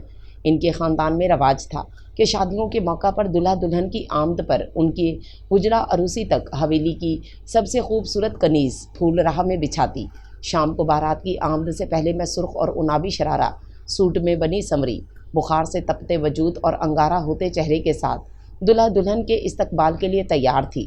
جب وہ دونوں کار سے نکلے تو حویلی کی ساری کنیزوں نے ان پر پھول نچھاور کیے، جبکہ رانو اور زاہدہ کے ہاتھ میں پھولوں کی ٹوکریاں تھیں۔ میں ٹوکریوں میں سے پھول نکال کر ان کے راستے میں بچھا رہی تھی۔ اچانک دلہن کے قدم ساکت ہو گئے، جبکہ دلہا ایک قدم آگے تھا۔ میں نے سر اٹھا کر گھونگھٹ میں سے نظر آتے دلہن کا چہرہ دیکھا۔ وہ آنکھوں میں بے پناہ حیرت سمائے مجھے دیکھ رہی تھی۔ دلہن خود بے حد خوبصورت تھی، مگر اس سے بھی حسین لڑکی اس کی راہ میں پھول بچھا رہی تھی۔ حیران ہونا بجا تھا۔ صبح جب نگہت بیگم کے کہنے پر میں دودھ کے 2 گلاس لے کر حاقان خان کے کمرے میں پہنچی تو حاقان خان ڈریسنگ ٹیبل کے سامنے کھڑے بال سنوار رہے تھے، جبکہ دلہن بیڈ پر تکیے کا سہارا لیے بیٹھی تھی۔ میں نے دودھ کا گلاس دلہن کی جانب بڑھایا۔ تم حویلی کی ملازمہ ہو؟ دلہن کی آواز بہت مترنم تھی۔ جی ہاں، میں نے جواب دیا۔ لگتی تو نہیں ہو، شکل و صورت تمہاری شہزادیوں جیسی ہے۔ تمہیں تو کسی ریاست کی ملکہ ہونا چاہیے تھا۔ ایک رات کی خوبصورت دلہن اپنے وجیح شوہر کے سامنے ایک غلام زادی کی تعریف کر رہی تھی۔ حاقان خان کا گلاس بیڈ کی سائڈ ٹیبل پر رکھتے ہوئے میں حیرت سے اسے دیکھنے لگی۔ اپنی ایسی قسمت کہاں، میں تو ایک دل کی ملکہ ہونے کی اہل نہیں، ریاست کی ملکہ کہاں بن سکتی ہوں، میں چپتے ہوئے لہجے میں کہہ کر تیزی سے واپس مڑی اور کمرے سے نکل گئی۔ حاقان خان کی شادی کی تقریب میں حاقان خان کے ایک دوست عمر ملک کو میں بری طرح بھا گئی۔ اپنی شادی کے 2 ماہ بعد حاقان خان نے خود مجھے اس کے بارے میں بتایا، بلکہ اصرار کیا، مگر عمر ملک یہ شادی اپنے گھر والوں سے چھپا کر کرنا چاہتا تھا، جو میرے لیے بے حد توہین آمیز تھا۔ دیکھو نوری، جیسی زندگی تم گزارنا چاہتی ہو عمر ملک تمہیں ویسی زندگی ہی دے گا۔ جیسی زندگی میں گزارنا چاہ رہی تھی وہ زندگی صرف آپ ہی دے سکتے تھے خان، آپ کے علاوہ کوئی نہیں، چاہے وہ کسی سلطنت کا بادشاہ ہی کیوں نہ ہو۔ میں غلام زادی ضرور ہوں، مگر کٹھ پتلی یا کھلونا نہیں ہوں جسے جیسے چاہو استعمال کرو۔ جب میں آپ کے ساتھ معاشرے میں نہیں چل سکتی تو پھر آپ کا دوست جو آپ جیسا ہی پڑھا لکھا، رئیس زادہ، اصول اور روایات کی پاسداری کرنے والا ہے، اس کے ساتھ کیسے گزارا کر سکوں گی، جو دنیا سے چھپ کر مجھے اپنا رہا ہے۔ اس سے کیا بھائی، جب جی بھر جائے تو یوں ہی چھوڑ بھی دے، مجھے بھی زندگی گزارنی ہے خان، مگر چھپ کر نہیں۔ میں نے خواب ضرور دیکھے، مگر خوابوں کی ایسی تعبیر نہیں چاہی تھی۔ معاف کیجیے گا خان، اگر آپ کے دل کے ساتھ زبردستی نہیں ہو سکتی تو ہمارے دل پر بھی ہمیں اختیار ہے۔ ہم نے محبت ضرور کی، مگر دل کو آوارہ نہیں ہونے دیا۔ تو تم انکار کر رہی ہو اس رشتے سے؟ حاقان خان جیسے بڑے ضبط سے بولے تھے۔ جی خان، انکار کر رہی ہوں، اس نے 2 ٹوک لہجے میں کہا۔ تو پھر ایسا کرو، اپنا کہیں بندوبست کر لو، مہوش مشکوک ہو رہی ہے۔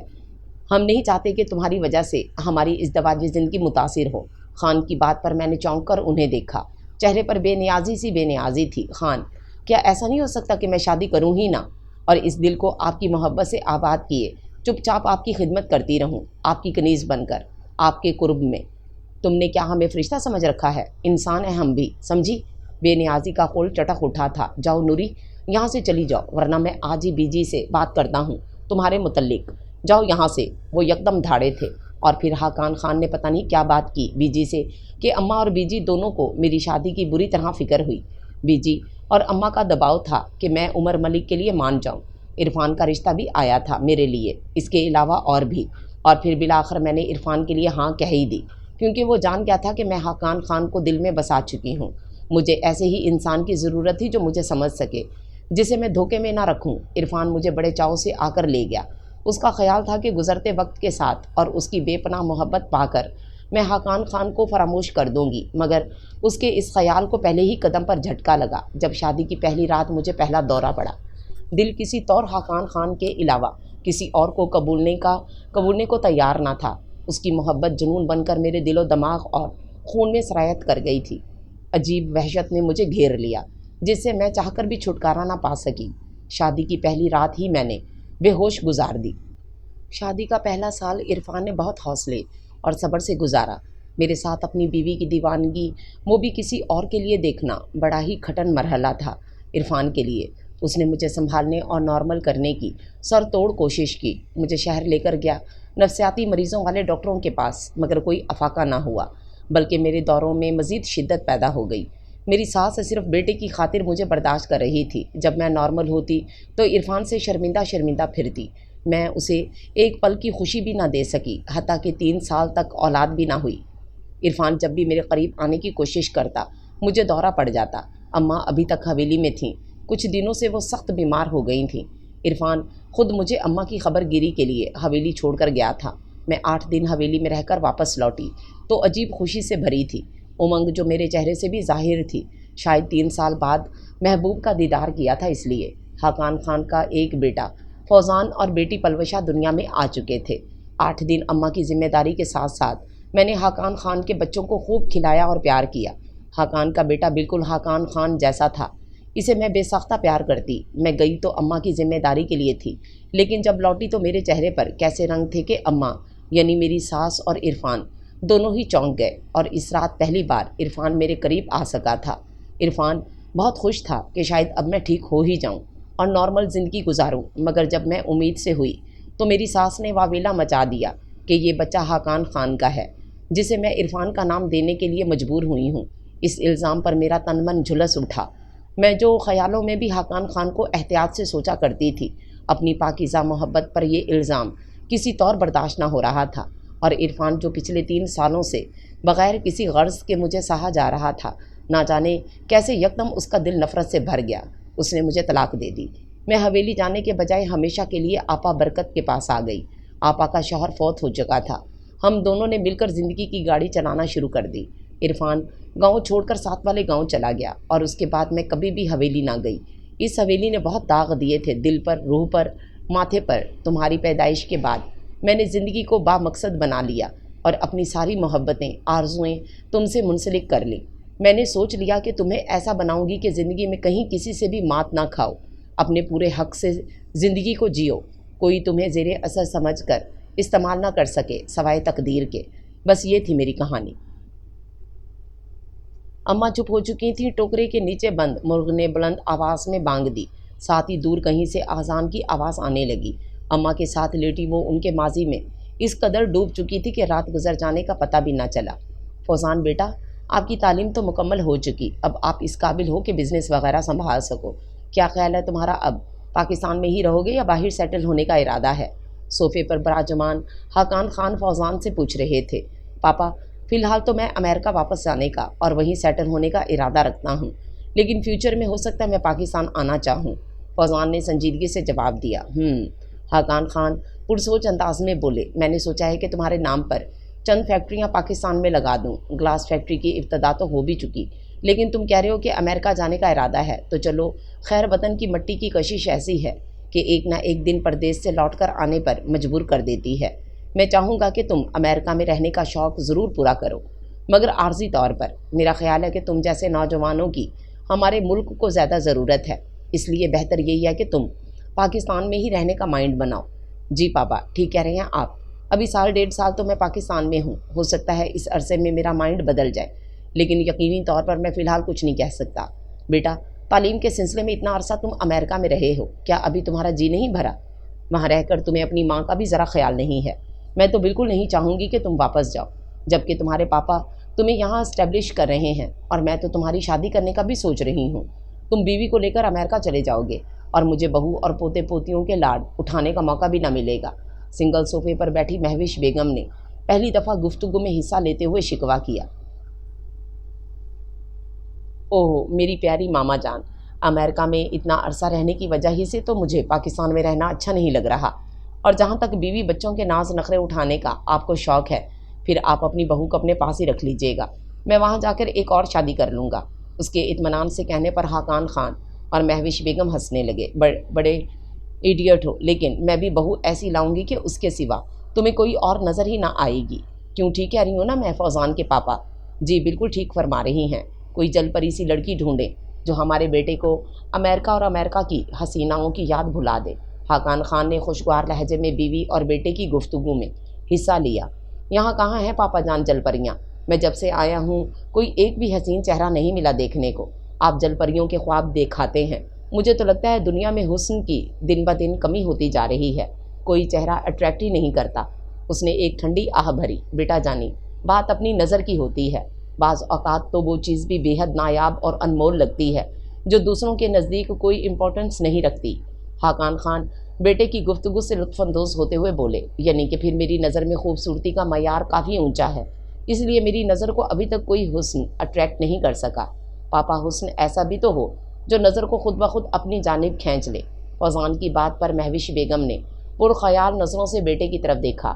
مجھے اپنے بیٹے کے لیے بہت غیر معمولی حسین لڑکی ڈھونڈنی ہوگی، وہ دل ہی دل میں سوچنے لگی۔ کیوں ماما جان، آپ کی نظر میں ہے کوئی ایسا چہرہ جو آپ کے بیٹے کے خیالات بدل دے؟ وہ براہ راست ماما سے مخاطب تھا۔ نہیں بیٹا جانی، ابھی تک تو نہیں۔ اگر تمہارے قابل کوئی لڑکی نظر آ گئی ہوتی تو تمہارے پاکستان آنے سے پہلے ہی تمہارا رشتہ طے کر چکی ہوتی۔ کاش نوری جیسی کوئی حسین لڑکی ہو، مگر ہمارے اسٹیٹس کے مطابق ہو تو میں فوراً اسے تمہاری دلہن بنا لاؤں۔ مہوش کی بات پر حاقان خان نے بے ساختہ پہلو بدلا۔ نوری؟ یہ کون ہے ماما؟ فوزان بھی حیرت سے پوچھ رہا تھا۔ تھی حویلی میں ایک ملازمہ، شادی کے بعد ایسی گئی کہ پلٹ کر نہیں آئی، لیکن اس کا دلکش حسن آج بھی میرے ذہن پر نقش ہے۔ رب نے اسے حسن دیتے وقت بہت سخاوت سے کام لیا تھا، لیکن قسمت، سنا تھا طلاق ہو گئی بیچاری کو۔ حاقان خان اپنی بیگم کا دوسری لڑکیوں کی تعریف یوں بھرپور طریقے سے کرنے پر ہمیشہ حیران ہوتے تھے، خصوصاً نوری کو تو اکثر وہ یاد کرتی تھیں۔ ملازمہ تھی وہ حویلی کی۔ ماما، کیا آپ ملازمہ جیسی لڑکی ڈھونڈیں گے اپنی ولی عہد کے لیے؟ فوزان نے منہ پھلا کر کہا تو مہوش کھلکھلا کر ہنس دی۔ نہیں میری جان، وہ تو بس قسمت سے ملازمہ تھی، دیکھنے میں تو کسی سلطنت کی ملکہ لگتی تھی۔ میں تو خود آج بھی اسے یاد کرتی ہوں تو حیران ہوتی ہوں تقدیر کے فیصلوں پر۔ ماما، کہیں آپ اس نوری کی بات تو نہیں کر رہی جس کی بیٹی رقیہ یہاں حویلی میں ٹیوشن پڑھانے آتی ہے؟ فوزان کو جیسے کچھ یاد آیا۔ ہاں ہاں، وہی نوری۔ مہوش بیگم نے اس بات میں سر ہلایا۔ اسی وقت فوزان کا موبائل بجا اور وہ ایکسکیوز کرتے ہوئے باہر چلا گیا۔ لاؤنج میں اب مہوش بیگم اور حاقان خان تھے۔ یہ نوری کی بیٹی کب سے آ رہی ہے حویلی میں، اور کس نے اسے یہاں معمور کیا ہے؟ اخبار کے مختلف صفحات پر نظریں دوڑاتے ہوئے حاقان خان نے سخت لہجے میں پوچھا۔ تقریباً 1 ماہ ہو رہا ہے اور میں نے ہی اسے رکھا ہے بچیوں کو پڑھانے کے لیے۔ بابا جان اسکول کالج کے علاوہ اکیڈمی بھیجنے کے خلاف تھے۔ آپ تو جانتے ہیں اسکولوں کالجوں میں پڑھائی کا حال، اور پچھلی مرتبہ تو رزلٹ بھی کسی کا اتنا اچھا نہیں آیا۔ میں نے سوچا مگر ٹیوٹر تو بابا جان رکھنے نہیں دیں گے، اپنے علاقے میں صرف یہی نظر آئی۔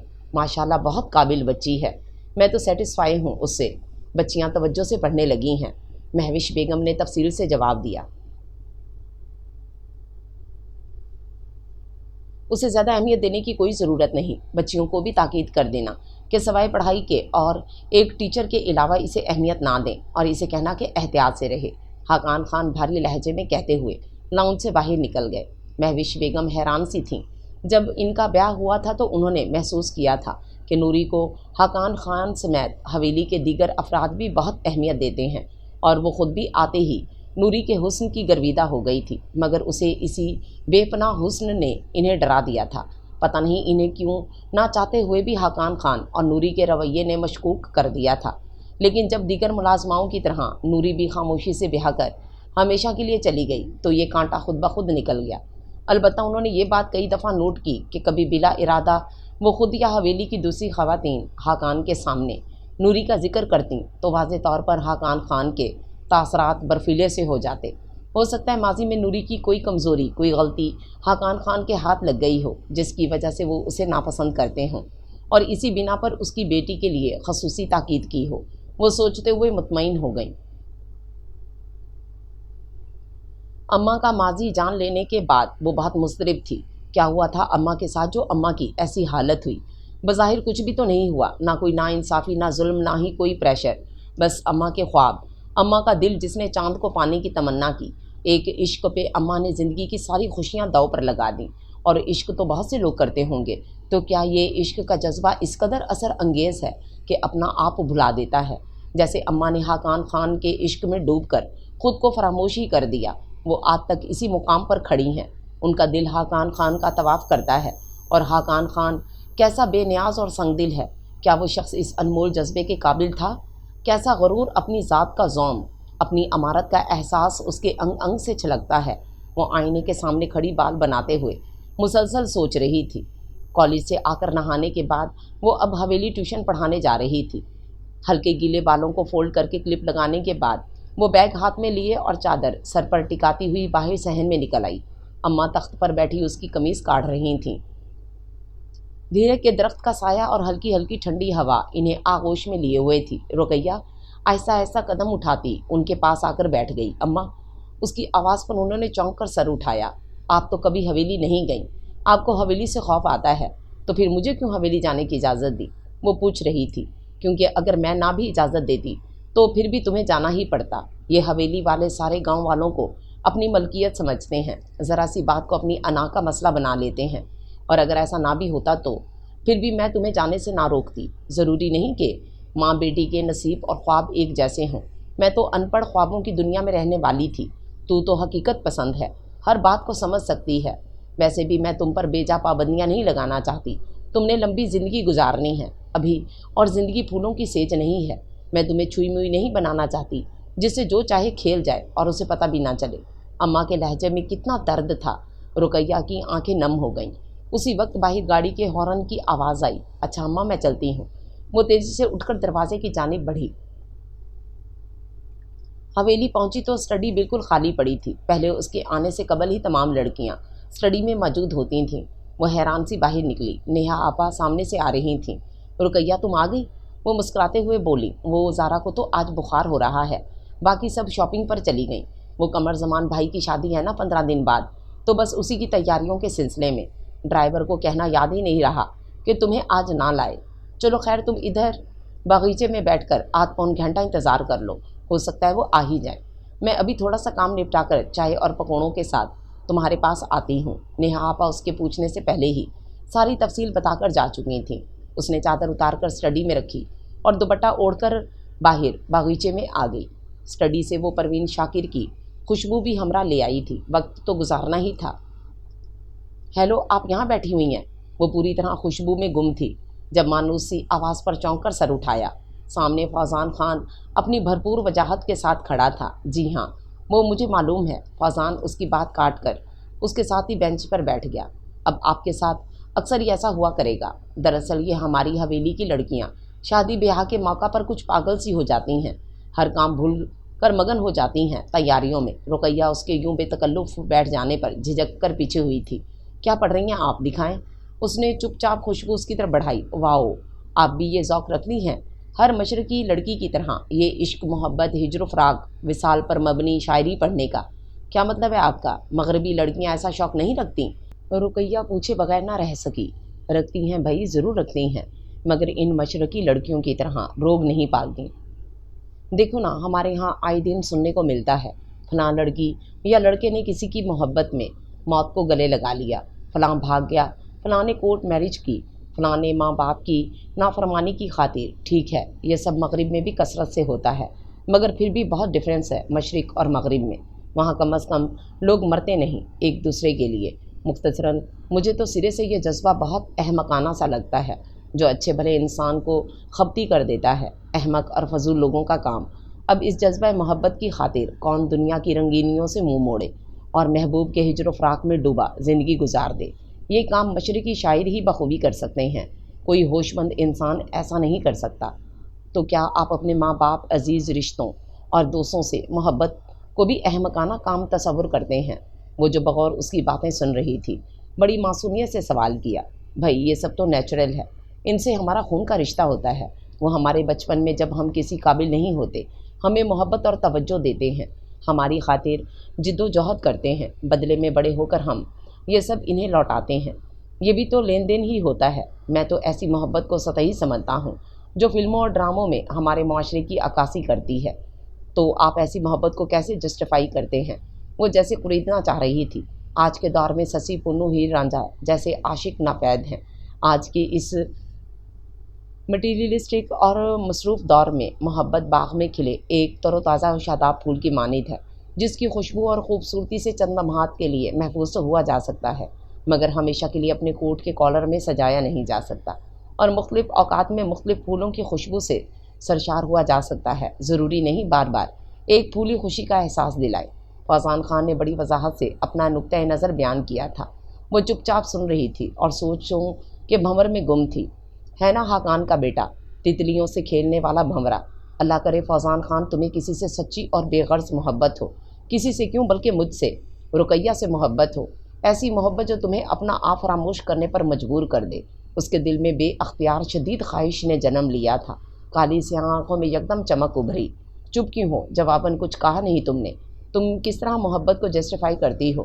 فوزان جیسے اس گفتگو کو بہت انجوائے کر رہا تھا۔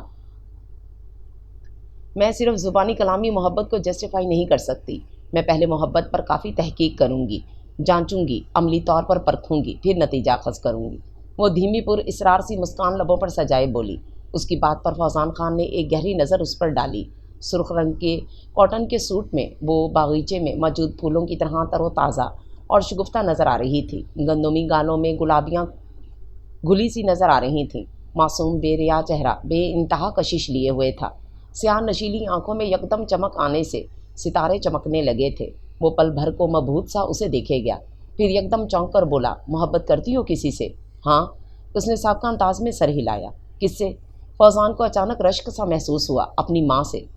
اوہ، میں سمجھا کسی اور سے۔ لیکن تم تو کہہ رہی ہو پہلے عملی طور پر پرکھوں گی پھر۔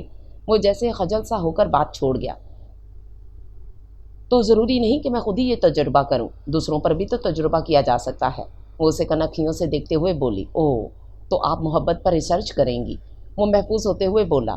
یہی سمجھ لیں۔ اس نے بھی مسکرا کر کہا۔ اسی وقت سفید کرولا سے باہر نکلتی لڑکیوں کی ہنستی کھلکھلاتی آوازیں آنے لگیں۔ اس نے سر اٹھا کر پھولوں کی کیاری سے پار دیکھا۔ چلیں، آپ کی شاگرد آ گئیں، لیکن جانے سے پہلے میرا شکریہ ادا کر دیں۔ اتنی دیر آپ کو کمپنی دی۔ جی شکریہ، وہ آہستگی سے کہتے ہوئے آگے بڑھ گئی۔ ایسی کیا کشش ہے اس لڑکی میں جو مجھے اس کے قریب آنے اور اس سے باتیں کرنے پر اکساتی ہے؟ اتنی جلدی تو میں امریکہ میں بھی کسی لڑکی سے بے تکلف نہیں ہوتا تھا۔ اس کے ساتھ تو وقت گزرنے کا احساس بھی نہیں ہوتا۔ فوزان خان اسے جاتے ہوئے دیکھ کر سوچ رہا تھا۔ ٹیچر، آپ کی ماما کتنی پیاری ہیں۔ کل آنٹی جان نے آپ کی ماما کی تصویر مجھے دکھائی تھی۔ وہ پورے انہماک سے زارا کو گرامر سمجھانے میں مصروف تھی۔ جب ننھی ثانیہ نے بڑے اشتیاق سے بتایا، اس نے چونک کر سر اٹھایا۔ میری ماما کی تصویر دیکھی تھی آپ نے؟ رقیہ کے لہجے میں بھی اشتیاق ابھرا۔ جی ہاں، ہم سب نے دیکھی تھی۔ وہ کل پرانے البم ہمارے ہاتھ لگ گئے۔ حاکان انکل کی شادی کے علاوہ دیگر تقریبات کی تصویریں بھی تھیں۔ انہی میں ہم نے آپ کی ماما کی تصویر دیکھی۔ زارا نے تفصیل بتائی۔ میں آپ کو ابھی لا کر دکھاتی ہوں۔ ثانیہ نے رقیہ کے چہرے پر شوق کے آثار دیکھے تو فوراً لینے بھاگی اور 5 منٹ بعد وہ واپس کمرے میں تھی۔ پہلی تصویر حاکان خان اور مہوش بیگم کی دلہا دلہن کے روپ میں تھی۔ حاکان خان تصویروں میں اتنا وجیح اور شاندار لگ رہا تھا کہ دنیا کی حسین ترین امیر کبیر ہائیلی ایجوکیٹڈ لڑکی بھی اس کی ہمراہی کو اعزاز سمجھتی، اور میری ماں تو پھر 4 دیواری میں رہنے والی خوابوں کی دنیا میں بسنے والی لڑکی تھی۔ اس کا حاکان خان کے لیے پاگل پن کوئی بڑی بات نہ تھی، مگر اگلے ہی لمحے اس کی اماں کی تصویر اس کے سامنے تھی، جسے وہ خود ہی پہچان نہیں پا رہی تھی۔ اسے ایک سیکنڈ پہلے حاکان خان کا حسن بھول گیا تھا۔ وہ اپنی ماں کے حسن جہاں سوز میں کھو سی گئی۔ انابی شرارہ سوٹ میں ملبوس، ہاتھوں میں پھولوں کے گجرے پہنے، مناسب سنگھار کیے، بالوں کا جوڑا بنایا ہوا تھا اور کچھ لٹیں چہرے کا حالہ کیے ہوئے تھیں۔ شعلے بھڑکاتا ہوا حسن، اور اس حسن میں درد و الم کی آمیزش نے اسے اور جلا بخشی تھی۔ وہ اپنی ہی اماں کی تصویر دیکھ کر مبہوت تھی، جسے وہ برسوں سے دیکھ رہی تھی۔ مانا حاکان خان کو آپ کو شاندار وجاہت ملی تھی، مگر میری ماں کے حسن کے آگے تو آپ کی وجاہت بھی ٹھہرتی نظر نہیں آتی۔ وہ مختلف تصویروں میں اماں کے مختلف پوز دیکھتے ہوئے سوچ رہی تھی کہ اچانک آنسوؤں کے چند قطرے تصویر پر گرے تو وہ سب حیران رہ گئیں۔ آپ رو کیوں رہی ہیں؟ زارا حیران ہو کر پوچھ رہی تھی۔ وہ دراصل اماں کی اتنی حسین تصویریں دیکھی ہیں نا، اب اماں بیمار رہتی ہیں اور بیماری نے ان کا حسن بھی چھین لیا ہے۔ وہ گالوں پر پھسلتے آنسو صاف کرتے ہوئے بولی۔ اوہ سو سیڈ۔ وہ سب ہمدردی سے بولی۔ آپ کی ماما واقعی بے حد حسین ہیں۔ مجھے تو یقین ہی نہیں آتا یہ ہماری حویلی میں ملازمہ ہوتی تھیں، زارا نے کہا، اور فوزان بھائی بھی کہہ رہے تھے کہ یہ لڑکی ملازمہ ہرگز نہیں ہو سکتی۔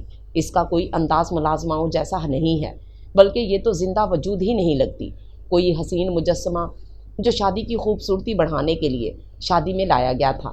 حیا نے بھی اس کی معلومات میں اضافہ کیا۔ یعنی آپ کے فوزان بھائی کا خیال ہے کہ مجسمے سانس لیتے وجود سے زیادہ حسین ہو سکتے ہیں؟ بالکل غلط خیال ہے ان کا۔ دراصل جو خوبصورتی خدا کی ذات عطا کرتی ہے کسی چیز کو، خواہ وہ انسان ہو یا حیوان، درخت ہوں یا پہاڑ، پھول ہوں یا چاند ستارے، انسانی ہاتھ کبھی بھی ایسا نیچرل حسن پیدا نہیں کر سکتے، اور یہ مجسمے تو ہاتھوں کا ہی کرشمہ ہوتے ہیں نا۔ اس نے بڑی خوبصورتی سے حیا کی بات کی تردید کی۔ وہ سب متاثر نظر آنے لگے۔ ٹیچر آپ کتنی اچھی باتیں کرتی ہیں، ریدا اس سے بہت متاثر تھی، اور وہ مسکراتے ہوئے بڑے پیار سے اماں کی تصویر پر ہاتھ پھیرنے لگی۔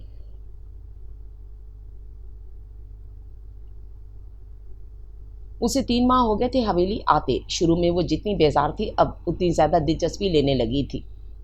حویلی کی تمام خواتین سے اس کی ملاقات ہو چکی تھی، اور ہفتے میں 3-4 مرتبہ فوزان سے بھی ملاقات رہتی۔ اس نے بڑی شدت سے محسوس کیا تھا کہ فوزان خان اس سے بات کرنے کا کوئی نہ کوئی بہانہ تلاشتا، اکثر بے دھڑک اسٹڈی میں آ جاتا اور باتوں سے بات نکالتا چلا جاتا۔ لڑکیوں کی زبانی معلوم ہوا تھا کہ حویلی کے باقی لڑکوں کی نسبت فوزان کی نیچر کافی مختلف ہے۔ وہ ایک زندہ دل اور جلد ہی گھل مل جانے والی طبیعت کا مالک تھا۔ حویلی کی نوجوان جنریشن نے کوئی بھی بات بڑوں سے منوانا ہوتی تو اسے آگے کر دیتے۔ چلیں بھائی، اب آپ سب کا کام ختم ہوا، کسی کو کچھ پوچھنا ہو تو؟ نہیں، وہ چادر سنبھالتے اٹھ کھڑی ہوئی۔ نہیں، مگر آپ پیدل جائیں گی کیا؟ ڈرائیور تو آج شہر چلا گیا، آپ کو لانے کے بعد، اور میرے خیال میں رات کو ہی واپس آئے گا۔ صبا کو فکر لاحق ہوئی۔ کوئی بات نہیں، مجھے پیدل چلنے کی عادت ہے، میں چلی جاؤں گی، وہ لاپرواہی سے کہتے ہوئے دروازے کی جانب بڑھی۔ کیوں نہ آج آپ ہمارے ساتھ چلیں؟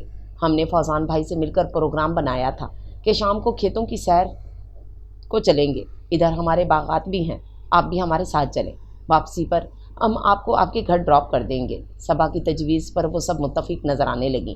لیکن میرا گھر تو گاؤں کے آخر پر ہے، جبکہ آپ لوگوں کے باغات شاید دوسری سمت میں ہیں۔ وہ مڑتے ہوئے آہستگی سے بولی، کوئی بات نہیں، آؤٹنگ جتنی ہو جائے اچھی ہے، ہمیں تو ویسے بھی کبھی کبھار ہی موقع ملتا ہے، یوں آؤٹنگ کا، اس بہانے ہم سارا گاؤں پھر لیں گے۔ زارا نے جھٹ سے جواز پیش کیا، پھر ثانیہ نے بھی اصرار کیا تو اسے انکار کرنا اچھا نہ لگا۔ چند لمحوں بعد وہ سفید کرولا میں روانہ ہوئی۔ ڈرائیونگ سیٹ پر فوزان تھا، جو بڑے خوشگوار موڈ میں ساتھ بیٹھی زارا سے محو گفتگو تھا۔ 8 منٹ کی ڈرائیو کے بعد گاڑی رک گئی۔ لڑکیاں یوں چھلانگے مار کر باہر نکلیں جیسے عرصہ بعد قید سے رہائی ملی ہو، اور منٹوں میں باغ کے مختلف کونوں میں پھیل گئیں۔ وہ کچھ دیر تو ان کے ساتھ پھرتی رہی، پھر جیسے اکتا کر ایک طرف ہو گئی۔ درخت کے ساتھ ٹیک لگائے وہ ادھر ادھر دیکھنے لگی۔ غروب ہوتے سورج کی سترنگی شعاؤں اور گھنے درختوں جن میں بانس کی شاخیں ایک دوسرے سے گلے مل رہی تھیں نے مل کر ایک عجیب پر اسرار سا ماحول پیدا کیا ہوا تھا۔ اس نے لمبی درختوں کی قطار کو دیکھا جو تا حد نظر تک تھی۔ 4 فٹ چوڑی راہگزر کے دونوں طرف درختوں کی قطار تھی۔ درختوں کے ایک طرف باغات کا سلسلہ شروع ہوتا تھا، جبکہ دوسری طرف دور دور تک سرسبز کھیت تھے۔ وہ جیسے اس خوبصورت منظر میں کھو سی گئی۔ فوزان باغات کے منشی اسلم سے محو گفتگو تھا۔ اس سے بات مکمل کر کے پلٹا اور یکدم ساکت ہو گیا۔ گرین کلر کے کاٹن کے سوٹ میں ملبوس، درخت کے ساتھ ٹیک لگائے، اپنے آپ سے بے خبر وہ کھڑی تھی۔ سورج کی نارنجی شعائیں اس کے چہرے پر منعکس ہو کر اسے بڑا انوکھا اور دلکش روپ دے رہی تھیں۔ گہری سیاہ خوابناک آنکھیں یوں کسی منظر کی اسیر ہوئی تھیں کہ اپنے اوپر پڑنے والی نگاہوں کی تپش کو محسوس ہی نہ کر پا رہی تھیں۔ قوس قزح سے بھرپور شام کے اس خوبصورت منظر کا وہ سب سے حسین اور دلکش منظر محسوس ہو رہی تھی۔ یہ لڑکی ہمیشہ مقناطیس کی طرح کھینچتی ہے اپنی طرف، اور آج تو لگتا ہے حواس ہی سلب کر لے گی۔ وہ اپنی کیفیت پر جھنجھلاتے ہوئے اس کی جانب بڑھا۔ قریب پہنچ کر اس کے کھنکارنے پر وہ اس کی جانب متوجہ ہوئی۔ انداز کافی چکنا سا تھا۔ آپ؟ وہ سیدھی ہوتے ہوئے بولی، جی ہاں میں۔ آپ یہاں کھڑی ہو کر جیسے ساری دنیا سے کنارہ کش ہو چکی ہیں، اس لیے میرا آنا آپ کو کافی تعجب خیز لگا۔ وہ کچھ اکڑے ہوئے لہجے میں بولا، نہیں ایسی تو کوئی بات نہیں، دراصل میں گھر جانے کا سوچ رہی تھی، اماں کافی پریشان ہوں گی، شام ہو رہی ہے۔ وہ یکدم فکر مندی سے بولی، کچھ نہیں ہوتا، کبھی کبھی پریشان کرنے میں کوئی حرج نہیں۔ وہ بے نیازی سے بولا۔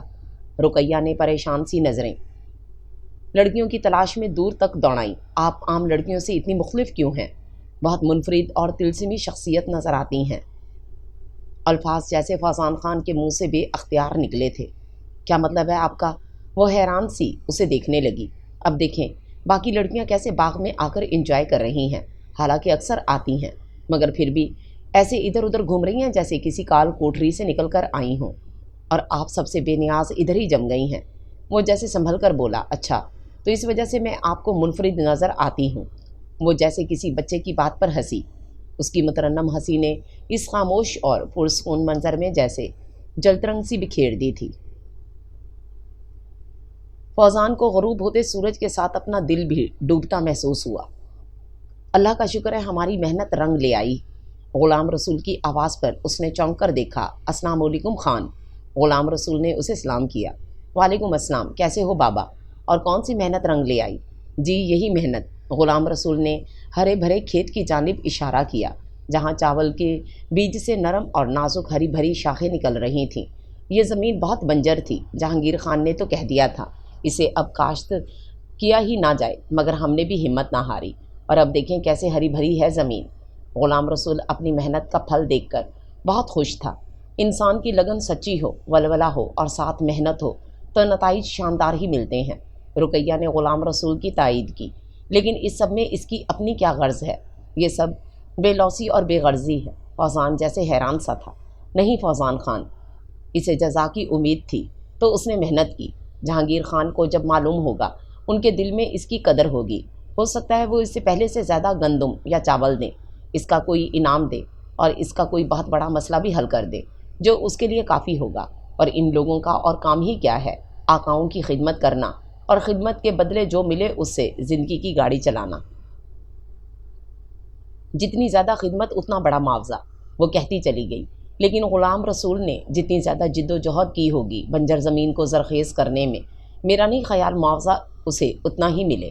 فوزان جیسے اسے مزید باتوں پر اکسا رہا تھا۔ یقیناً نہیں ملے گا فوزان صاحب، مگر میرا اس بات پر یقین ہے کہ انسان کا کبھی بھی کوئی بھی عمل ضائع نہیں جاتا، چاہے اچھا ہو یا برا، چھوٹا ہو یا بڑا، کبھی نہ کبھی ضرور اس کے مطابق بدلہ ملتا ہے۔ اس جہاں میں نہ صحیح اگلے جہاں میں، آج نہیں تو کل صحیح، دادا کو نہ صحیح تو پوتے کو صحیح۔ اتنی چھوٹی سی بات کو اس نے کیسے دلائل سے بیان کیا تھا۔ فوزان خان کا متاثر ہونا کوئی بڑی بات نہ تھی۔ اس کی ماں کسی شہزادی سے کم نظر نہیں آتی، اور بیٹی کی شکل و صورت اور انداز تو رہے ایک طرف، باتیں بھی کیسی فیصلہ کن اور منطقی ہیں، وہ سوچ رہا تھا۔ رقیہ، مجھے لگتا ہے تمہاری کسی پچھلی نسل کا تعلق ضرور کسی شاہی خاندان یا اعلیٰ خاندان سے ہے، وہ کہہ رہا تھا۔ کیا صرف امیر اور اعلیٰ خاندان کے لوگ ہی اچھی باتیں کر سکتے ہیں اور اچھے انداز و اطوار اپنا سکتے ہیں؟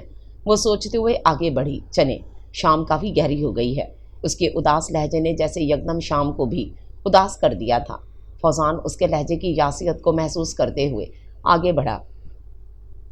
باقی لڑکیاں بھی اب ایک دائرے کی شکل میں کرولا کی جانب بڑھ رہی تھیں۔ اسے 3 گھنٹے ہو گئے تھے یوں بیڈ پر کروٹ بدلتے۔ کزن سے خوب گپ شپ اور پاپا سے کاروبار کے متعلق بات چیت کے بعد وہ 11 بجے کمرے میں آیا تھا۔ نائٹ ڈریس پہننے کے بعد وہ سونے کے غرض سے بیڈ پر لیٹا تو شام کا وہ خوبصورت ہوش ربا منظر چھم سے ذہن میں اتر آیا۔ آنکھیں بند کرتا تو رقیہ کی تلسیماتی شخصیت اسے بے چین کر دیتی۔ رات کے 2 بج گئے تھے، مگر وہ باوجود کوشش کے بھی خود کو اس کے تصور سے آزاد نہ کرا سکا۔ کیا ہے یہ؟ پہلے تو کبھی کسی نے یوں ڈسٹرب نہ کیا تھا۔ اتنی لڑکیوں سے میری دوستی رہی ہے، لیکن ایسے کوئی خیالوں سے چپک کر نہیں رہ گئی تھی۔ وہ جھنجھلا کر اٹھا اور دریچے میں آ کر کھڑا ہو گیا۔ پردہ کھینچ کر باہر آسمان پر نظر دوڑائی۔ سامنے چمکتے چاند میں کسی کا قوس قزح کے رنگ لیے چہرہ نظر آ رہا تھا۔ کیا بات ہے اس لڑکی میں جو مجھے بے بس کر رہی ہے؟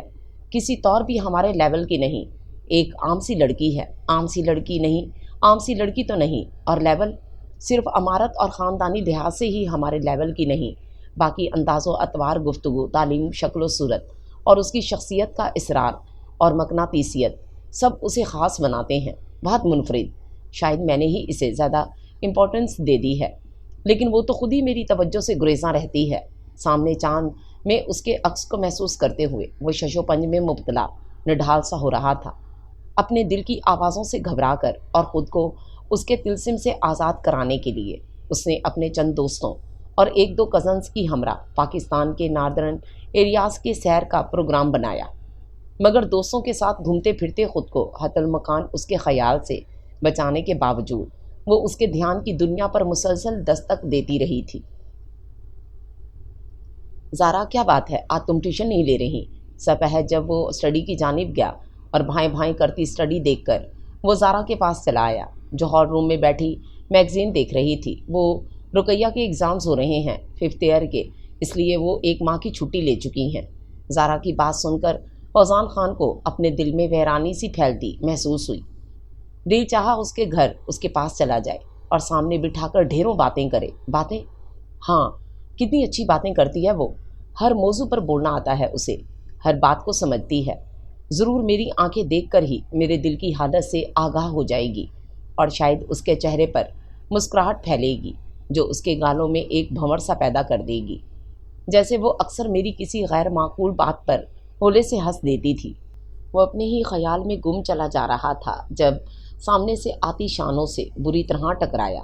شانوں کے ہاتھ سے ڈونگا نیچے گر گیا جس میں گاجر کا حلوہ تھا۔ کیا اندھی ہو؟ دیکھ کر نہیں چلتی؟ المینرڈ ایڈیٹ! فوزان خان کو جیسے اندر کا ابال نکالنے کا موقع ملا تھا۔ معاف کر دو صاحب، شانو اپنا قصور نہ ہوتے ہوئے بھی سہم کر کہہ رہی تھی۔ فوزان کی آنکھوں کے سرخ ڈوروں نے اسے دہلا دیا تھا۔ ہائے رقیہ، کتنے شوق سے تمہارے لیے حلوہ بنایا تھا، سارا ناس ہو گیا۔ وہ گندا سندا حلوہ ڈونگے میں ڈالتے ہوئے بولی، جبکہ 2 قدم آگے بڑھے ہوئے فوزان خان کے قدم یکدم جم گئے۔ تم رقیہ کی طرف جا رہی ہو؟ اس کے بے تابانہ انداز پر شانو حیران سی رہ گئی۔ جی صاحب، وہ ہکلاتے ہوئے بولی۔ اچھا، 5 منٹ بعد میرے کمرے میں آنا، میں نے رقیہ کو ایک بک بھیجنی ہے، جانے سے پہلے لیتی جانا۔ وہ کہتے ہوئے تیزی سے سیڑھیاں چڑھ گیا جبکہ شانو ہکا بکا کھڑی اسے دیکھ رہی تھی۔ بے تحاشا تجھے یاد کیا اور بھلایا بھی بہت ہے تجھ کو۔ ساری رونق ہی تیرے دم سے ہے اور تیرے بکھرے ہوئے غم سے ہے۔ جس قدر میں نے تعلق تیرا محسوس کیا اتنی گہرائی تو روحوں میں ہوا کرتی ہے۔ جس قدر میں نے تیری ذات کو خود میں پایا اتنی یکتائی کہاں ملتی ہے۔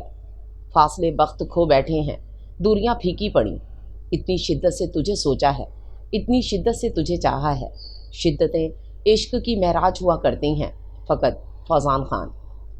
تو بہت جلد مشرقی لڑکیوں کی طرح شاعری کی زبان اپنا لی فوزان خان۔ میری لگن پہ مجھ کو یقین تھا مگر اتنی جلد نتیجہ بھی سامنے آ جائے گا یہ معلوم نہیں تھا۔ وہ خط کو دیکھتے ہوئے سوچ رہی تھی۔ ابھی کچھ دیر پہلے شانو اسے ایک انگریزی ناول دے کر گئی تھی، یہ کہہ کر کہ فوزان خان نے یہ کتاب بھیجی ہے۔ وہ ناول ہاتھ میں لیے حیرت سے دیکھتی رہی۔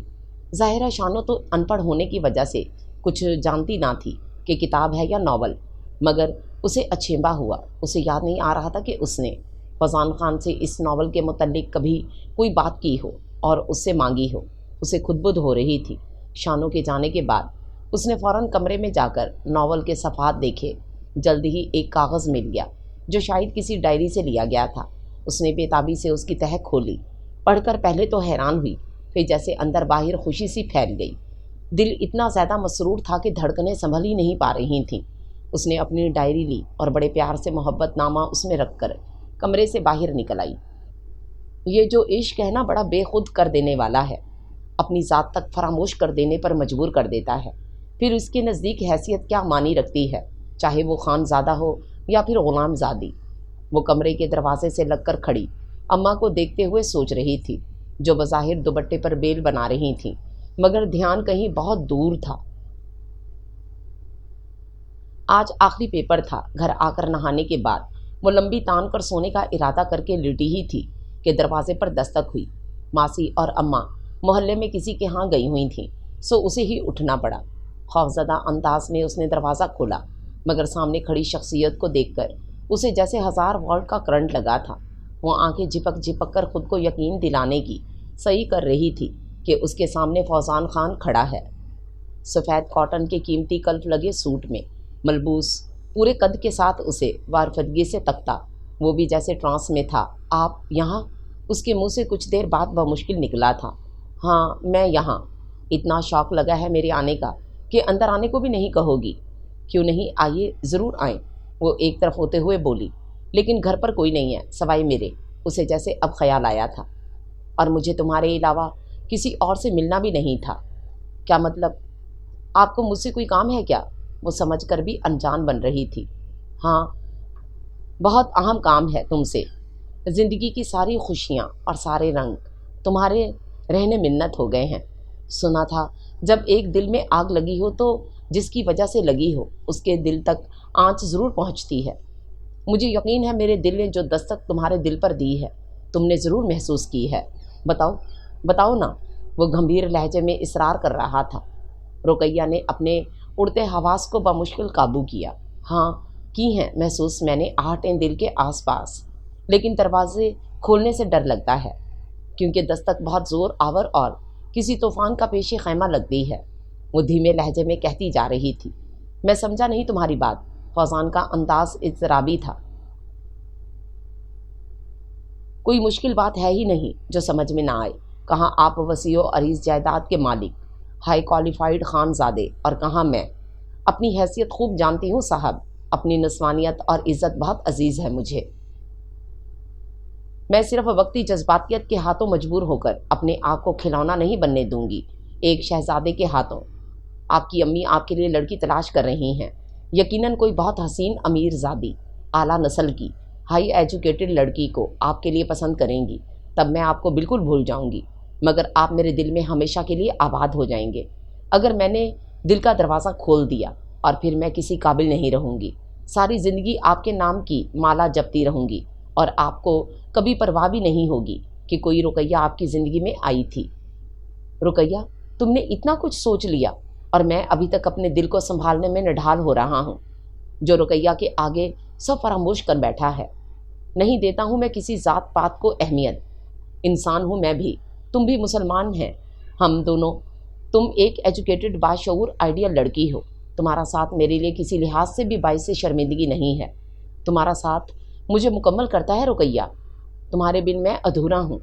زندگی فضول ہے، خوشیاں بامانی ہیں، یاد رکھنا رقیہ، تم نہیں تو میری زندگی میں کچھ بھی نہیں، تم ہو تو میں ہوں، تم نہیں تو میں ختم۔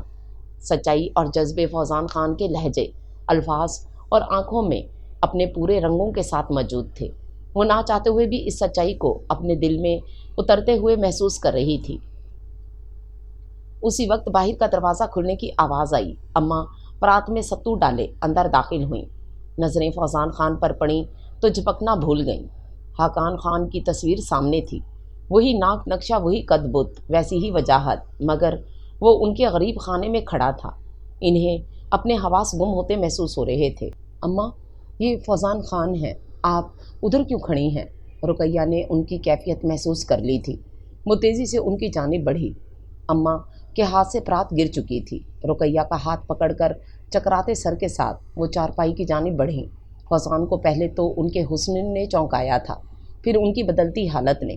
ان کی طبیعت ٹھیک ہے؟ وہ فکر مندی سے انہیں دیکھتے ہوئے پوچھ رہا تھا۔ ہاں، بس ان کی طبیعت ایسی ہی رہتی ہے، رقیہ اماں کو چارپائی پر بٹھاتے ہوئے بولی۔ فوزان ان کی تصویر دیکھ چکا تھا اور بہت متاثر تھا ان سے۔ رقیہ کی ان سے کافی حد تک مشابہت تھی، فرق یہ تھا کہ رقیہ میں موجود کئی خوبیوں نے مل کر اسے نمایاں بنایا تھا، جبکہ اس کی اماں کا حسن ہی واحد نمایاں چیز تھی۔ اماں آپ لیٹ جائیں اب، رقیہ اماں کو پانی پلانے کے بعد کہہ رہی تھی۔ یہ کیوں آئے ہیں ہمارے گھر اور ابھی تک کھڑے کیوں ہیں؟ تم نے بیٹھنے کو نہیں کہا؟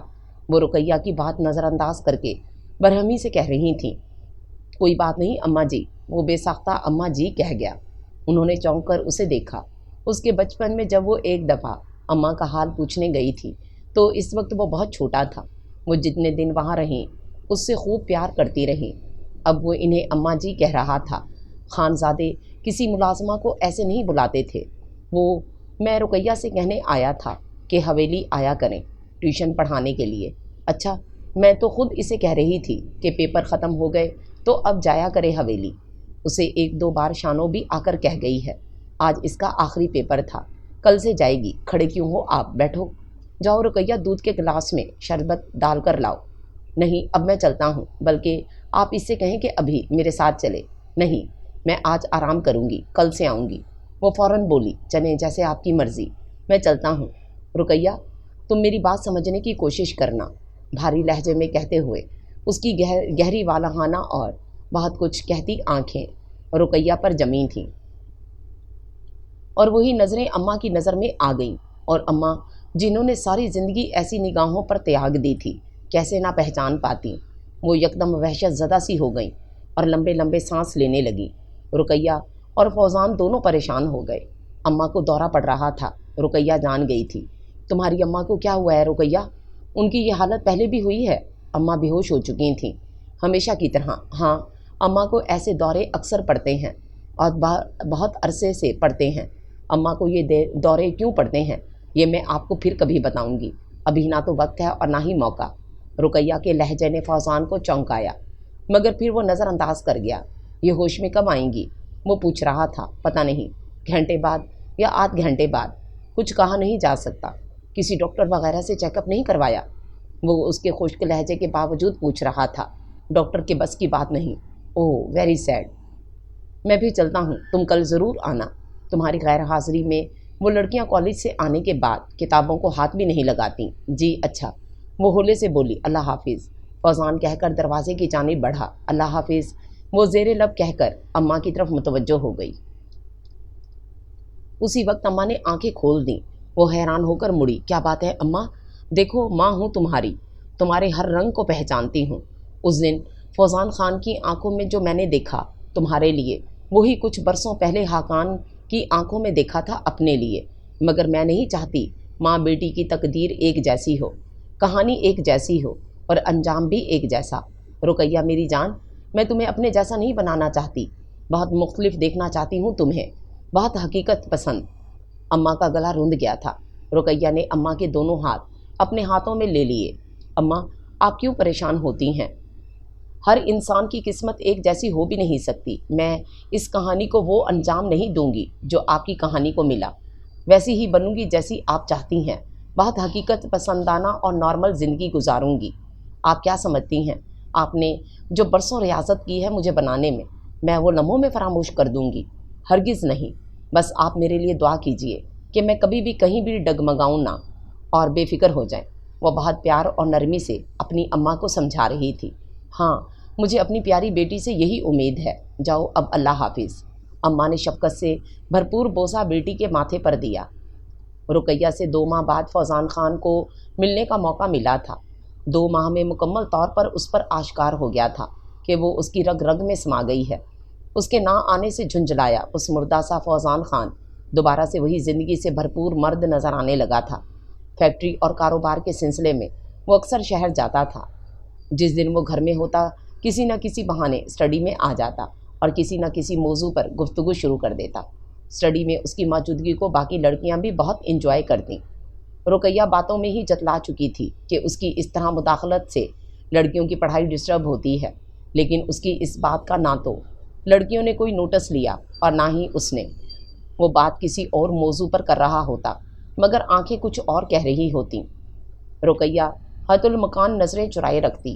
حاکان خان اکثر حویلی سے باہر ہوتے، اگر موجود ہوتے بھی تو اس طرح کے صبح کے گئے شام کو لوٹتے۔ بابا جان بھی زیادہ تر مردانے میں یا ڈیرے پر ہوتے۔ فوزان کا یہ غیر معمولی رویہ کسی کو بھی نہ کھٹکا، سب اس کے مزاج پر معمول کر کے نظر انداز کر گئے۔ اس دن وہ کالج سے نکل کر رکشے کی تلاش میں ادھر ادھر نظریں گھما رہی تھی جب نظر موٹر سائیکلوں اور گاڑیوں کے درمیان میں سے جگہ بنا کر گزرتی سفید کرولا پر پڑی۔ ڈرائیونگ سیٹ پر فوزان خان تھا۔ اسی وقت فوزان نے بھی اسے دیکھا اور فوراً اسے اشارہ کیا۔ وہ کچھ سوچتے ہوئے اس کی جانب بڑھ گئی۔ آؤ، میں تمہیں ڈراپ کر دوں گا، میں گاؤں ہی جا رہا تھا، کہتے ہوئے فوزان نے فرنٹ سیٹ کا دروازہ کھول دیا۔ رقیہ جھجکتے ہوئے بیٹھ گئی۔ رقیہ کے بیٹھتے ہی کچھ آگے آ کر اس نے گاڑی کا رخ واپسی کی جانب موڑ دیا۔ رقیہ حیران رہ گئی۔ یہ آپ کس طرف جا رہے ہیں؟ جواباً وہ چپ رہا۔ گاڑی اب شہر کی صاف ستھری سڑک پر رواں دواں تھی۔ وہ پریشان ہو گئی۔ آپ کہاں لے کر جا رہے ہیں مجھے؟ گھبراؤ مت، بھگا کر نہیں لے جا رہا۔ فوزان کا لہجہ گمبھیر سا ہو گیا۔ کچھ دیر بعد اس نے ایک ریستوراں کے آگے گاڑی روک دی۔ نیچے اترو، لنچ کرتے ہیں۔ فوزان کے لہجے میں اپنائیت اور استحقاق تھا، مگر رقیہ ٹس سے مس نہ ہوئی۔ نہیں خان، یہ ٹھیک نہیں ہے، اپنی اور آپ کی حیثیت خوب پہچانتی ہوں۔ اگر آپ کی زندگی کی ساتھی بنی تو جو چاہیں گے کروں گی، قدم سے قدم ملا کر چلوں گی، مگر فی الحال آپ کی خواہش پوری کرنے سے قاصر ہوں۔ رقیہ کا لہجہ حتمی تھا۔ فوزان نے ایک سرد آہ بھر کر گاڑی واپسی کے راستے پر ڈال دی۔ رقیہ، تم جانتی ہو کہ میں محبت کو کوئی اہمیت نہیں دیتا تھا، مگر تمہاری محبت میں اس قدر ڈوبا ہوں کہ محبت کے علاوہ ہر چیز بے معنی اور فضول نظر آتی ہے۔ تم کہتی تھی محبت کو پہلے پرکھو گی، پھر تم کیسے محبت کو پرکھنا چاہتی ہو؟ میں تمہارے لیے جان بھی دے سکتا ہوں، اور جب جان دینے کا عہد کیا جائے تو حیثیت، مرتبہ، دولت، ذات پات سب کو نظر انداز کر کے کیا جاتا ہے۔ یہ سب چیزیں جان کے آگے بے وقت ہیں۔ تم کہو کس طرح آزمانا چاہتی ہو؟ فوزان کے لہجے میں آنچ سی آنچ تھی۔ رقیہ کو اپنا سارا وجود تپتا ہوا محسوس ہوا۔ میں قدر کرتی ہوں آپ کے اس جذبے کی، اور سوچتی ہوں کہ ان بے لوث محبتوں کے قابل ہوں بھی کہ نہیں، لیکن اندھی محبت کی قائل نہیں ہوں کہ تن من روح و دل سب ہار جاؤ اور ہاتھ کچھ بھی نہ آئے۔ رقیہ کا لہجہ خود بخود نرم تھا۔ رقیہ، تم میرے دل کی دنیا میں اس قدر بس چکی ہو کہ میرے خیالات، میری باتیں اور احساسات سب تمہیں پوجتے ہیں۔ میں نے کبھی تصور بھی نہ کیا تھا وہاں پہنچنے کا جہاں تمہارے عشق نے پہنچا دیا۔ میں تمہارا دامن دنیا کی ہر خوشی سے بھر دینا چاہتا ہوں۔ تمہیں خالی ہاتھ دیکھنا میرے لیے ایسی اذیت ہوگی جیسے انسان کی شہرت کاٹ دی گئی ہو۔ رقیہ نے ایسے اس کی جانب دیکھا جیسے پہلی مرتبہ دیکھا ہو۔ چلو آج ہماری چھٹی ہوئی، موسم بھی اچھا ہو رہا ہے، کیوں نہ چائے کے ساتھ پکوڑے اور گاجر کا حلوہ نوش فرمایا جائے۔ صبا بڑی دھن میں کہتے ہوئے ہال روم میں داخل ہوئی جہاں سبھی مونگ پھلیاں نوش فرما رہی تھیں، ساتھ ساتھ فوزان خان سے باتوں میں مگن تھیں۔ کیوں ٹیچر نہیں آئی آج؟ ثانیہ نے پوچھا۔ نہیں، ڈرائیور بابا گئے تھے لینے، مگر انہوں نے بتایا ہے کہ ان کے گھر کے دروازے پر بڑا سا تالا پڑا تھا، وہ گھر پر نہیں تھی۔ صبا کی بات سن کر فوزان کا دل پوری طرح سکڑ کر پھیلا۔ تالا پڑا؟ کیا مطلب؟ سب حیران ہوئی۔ اسی وقت شانو کمرے میں داخل ہوئی۔ وہ جی رقیہ کی ماسی کا پتر ثاقب MBA میں بہت اچھے نمبر لے کر پاس ہوا ہے۔ اسی خوشی میں وہ سب گھر والوں کو سیر کرانے کے لیے لاہور لے گیا ہے۔ سنا ہے اسے ملازمت بھی مل گئی ہے وہاں۔ ابھی تو 2 دن کے لیے گئے ہیں سب، پر وہ ثاقب کہتا تھا کہ 6 ماہ بعد وہ سب کو ہمیشہ کے لیے لاہور لے جائے گا۔ تب تک رقیہ بھی اپنی پڑھائی کا آخری سال پورا کر لے گی۔ شانو نے تفصیل بتائی۔ یہ ہمارے گاؤں میں رقیہ آپی کا خاندان مجھے سب سے ہٹ کر لگتا ہے۔ ہمارے گاؤں میں تو زیادہ لوگ کھیتی باڑی میں ہی لگے ہیں، کوئی پڑھا لکھا ہے ہی نہیں، جبکہ رقیہ آپی کے گھر میں تعلیمی میدان میں جھنڈے گاڑے جا رہے ہیں۔ ان کے گھر میں ضرور کوئی اچھی شخصیت موجود ہے جو ان کو گائیڈ کرتی ہے۔ رقیہ آپی کی عادات اتنی سوجی ہوئی اور مہذب ہیں، گاؤں کی باقی لڑکیوں سے بالکل مختلف ہیں۔ زارا کی بات سن کر فوزان کے تصور میں رقیہ کی اماں کا چہرہ آ گیا۔ اوہو، اصل بات تو میں بھول ہی گئی۔ وہ جی چھوٹے خان، آپ کو آپ کی ماما جان بلا رہی ہیں۔ شانو نے اپنے ماتھے پر ہاتھ مارتے ہوئے کہا۔ وہ فوراً اٹھ کر چلا گیا۔ مہوش بیگم بے چینی سے اپنے کمرے میں ٹہل رہی تھیں۔ آؤ فوزان بیٹا، کیسے ہو؟ وہ مسکراتے ہوئے اس کی جانب متوجہ ہوئیں۔ جی ماما جان، سب خیریت؟ آپ نے مجھے بلایا؟ ہاں بیٹا، بالکل خیریت، آؤ ادھر بیٹھو۔ وہ صوفے کی جانب اشارہ کر کے بولیں۔ بیٹا، میں نے تمہارے لیے نعمان احسن کی بیٹی اقصیٰ احسن کو پسند کیا ہے۔ ماشاءاللہ بہت حسین، انگلینڈ میں پڑھی لکھی اور اعلیٰ خاندان کی ہے، اور حد سے زیادہ بولڈ لڑکیوں کی طرح بھی نہیں ہے۔ یہ دیکھو تصویر، اور بتاؤ کہ ہماری پسند آپ کو پسند آئی؟ وہ ٹیبل پر سے تصویر اٹھا کر فوزان کی جانب بڑھاتے ہوئے بولیں۔ فوزان نے ایک نظر تصویر پر ڈالی۔ لڑکی واقعی بے حد خوبصورت تھی۔ پھر دوسری سنجیدہ سی نظر اپنی ماں پر ڈالی، جو بیٹے کا رد عمل دیکھ کر گھبرا رہی تھیں۔ کیا بات ہے بیٹا؟ وہ تصویر کو میز پر رکھتے ہوئے فکر مندی سے بولیں۔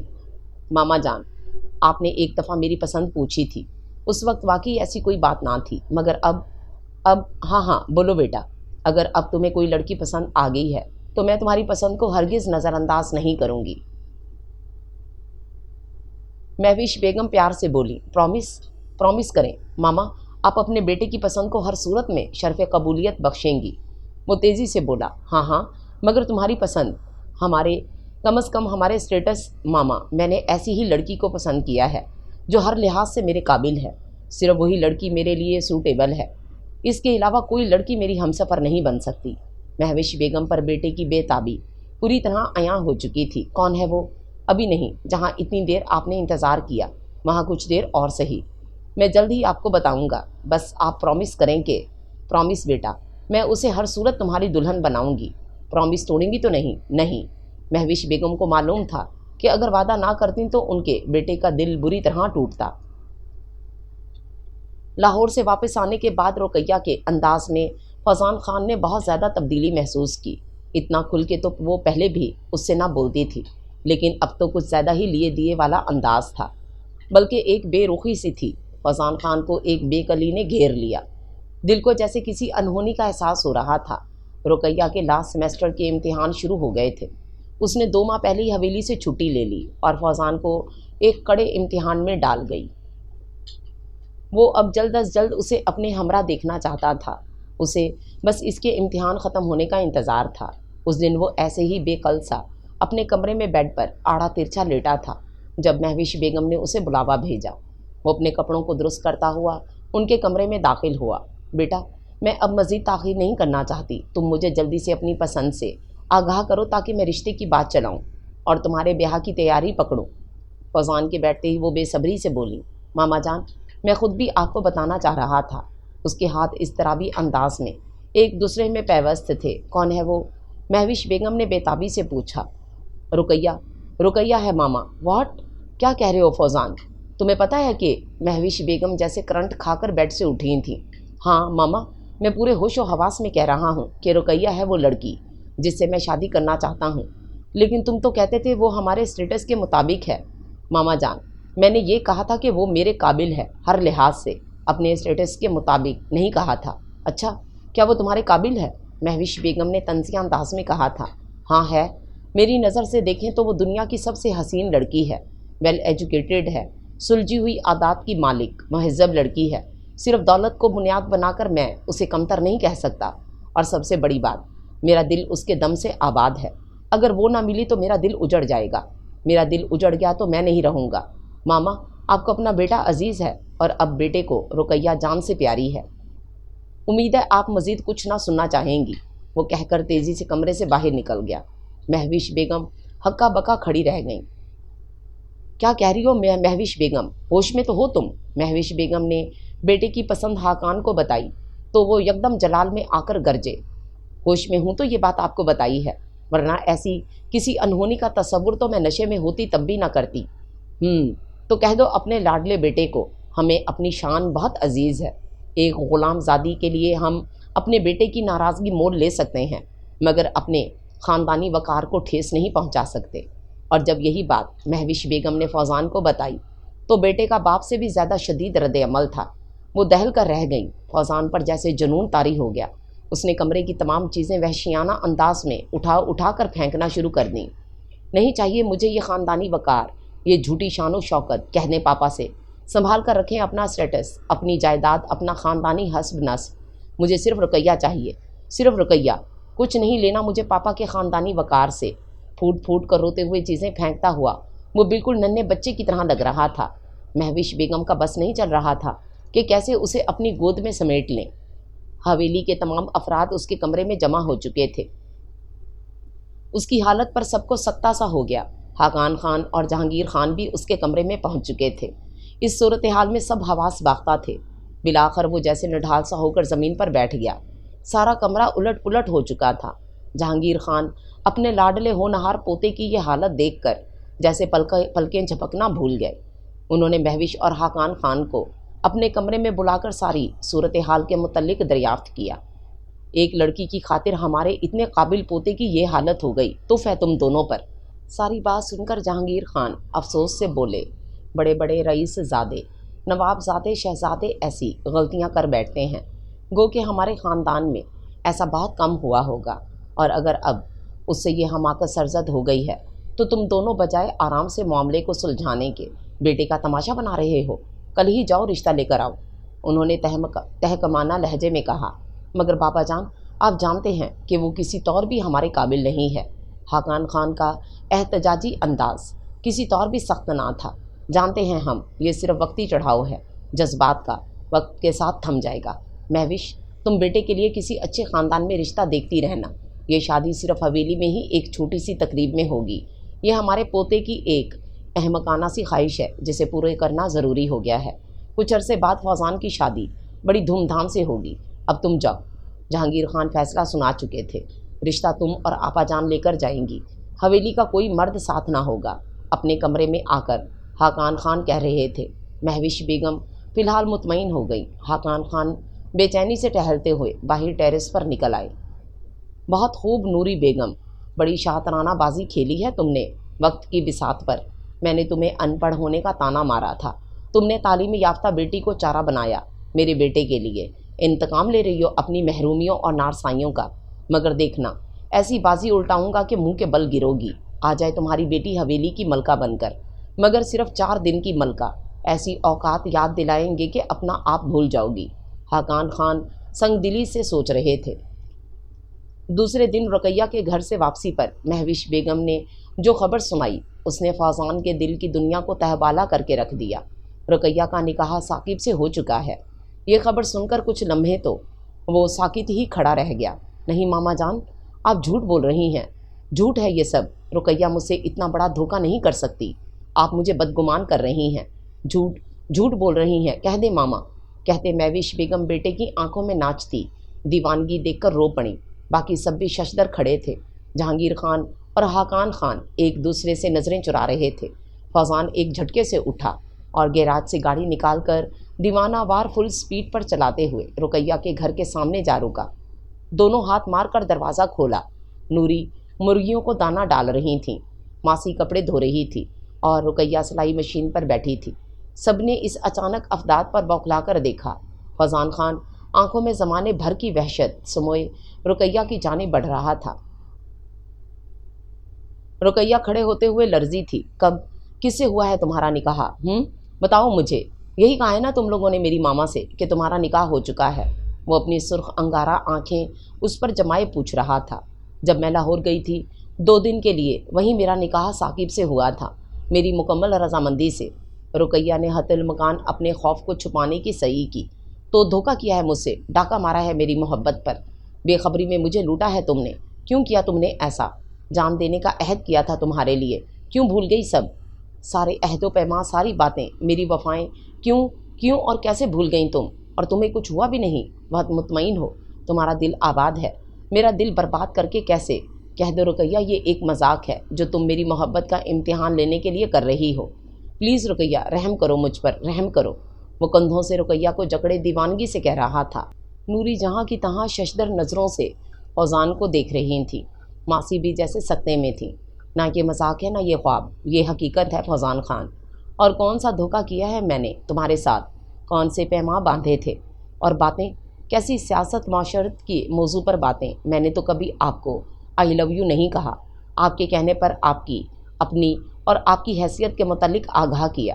آپ اتنی دور تک چلے گئے ہیں تو میرا کوئی قصور نہیں۔ رقیہ کے برفیلے لہجے پر فوزان خان کو اپنے ہوش اڑتے محسوس ہوئے۔ کیوں کھیلی ہو میرے دل سے اور اب مکر رہی ہو؟ کھلونا تھا میں تمہارے لیے جس سے تم کھیل گئیں۔ میں اپنے رسم و رواج سے ٹکرا گیا، مگر تم نے مجھے پاش کر دیا، میرا مان، میرا اعتبار چکنا چور کر دیا۔ کیوں اتنی ہوشیاری سے کھیل گئی مجھ سے؟ نہیں کھیلی میں آپ کے ساتھ، تقدیر نے یہ کھیل رچایا تھا جس کی زد میں آپ آ گئے۔ اور برسوں پہلے تمہارا باپ حاقان خان کھیلا تھا میری ماں کے دل سے۔ پوچھتے تھے نا تم کہ میری ماں کو دورے کیوں پڑتے ہیں؟ آپ کے باپ کی وجہ سے، حاقان خان کی وجہ سے، جس نے میری ماں کو کھلونا سمجھا۔ یہ سب اس سب کی سزا ہے اور کچھ نہیں۔ رقیہ کی بات پر فوزان نے چونک کر نوری کی جانب دیکھا۔ کیا مطلب ہے تمہارا؟ کہنا کیا چاہتی ہو؟ وہ یکدم جیسے ذرا ہوش میں آیا تھا۔ جو سن رہے ہو وہی کہہ رہی ہوں، باقی سب اپنے باپ سے سننا، بہت کچھ وہ بھی جانتے ہیں۔ اب آپ جا سکتے ہیں، میں ثاقب کی بیوی ہوں، آپ کا مجھ پر کوئی حق نہیں۔ حق؟ کس حق کی بات کرتی ہو؟ میرا حق ثاقب نے غصب کیا ہے، مجھ سے چھینا ہے تمہیں، جان سے مار دوں گا اسے اگر تمہیں طلاق نہ دی، اور اگر تم نہ مانی تو اٹھا کر لے جاؤں گا۔ فوزان کا لہجہ ٹھوس تھا۔ رقیہ پہلی دفعہ دہل سی گئی۔ کچھ نہیں کرو گے ایسا تم فوزان خان؟ تمہیں اس عشق کی قسم جو تم نے مجھ سے کیا ہے، میرا سہاگ نہ چھیننا مجھ سے، میری چادر نہ کھینچنا میرے سر سے، تمہیں اس عشق کی قسم جو تمہیں یہ سب کرنے پر مجبور کر رہا ہے فوزان خان، مت کرنا یہ سب۔ وہ سسکیاں لیتے ہوئے اس کے قدموں میں بیٹھ گئی۔ فوزان خان بے بسی کی انتہا پر تھا۔ اس نے اتنی زور سے اپنی مٹھیاں بھینچی تھی کہ رگیں نمایاں ہو گئی تھیں۔ اچانک وہ پیچھے ہٹا اور پھر واپسی پر ویسے ہی دیوانہ وار گاڑی دوڑاتا ہوا حویلی پہنچا۔ اس کا رخ حاقان خان کے کمرے کی جانب تھا، مگر وہ اپنے کمرے میں نہیں تھے۔ نیچے لاؤنج میں آیا تو سب ایسے بیٹھے تھے جیسے کوئی موت واقع ہو گئی ہو۔ وہ سیدھا حاقان خان کی جانب بڑھا۔ حاقان خان एक ताकतवर मर्द होने के बावजूद बेटे के तासरात देखकर अंदर से कांप गए। क्या किया था आपने रुकैया की माँ के साथ, जो आज तकदीर मुझसे बदला ले रही है? बताएं, बोलें, बताएं मुझे, आपके किस जुर्म की सज़ा मैं भुगत रहा हूँ। वो दीवानावार चीख रहा था और फिर यकदम तैबरा कर गिरा था। उसका नर्वस ब्रेक डाउन हो गया था। महविश बेगम अपने वजीह बेटे की हालत पर धाड़े मार मार कर रो रही थीं।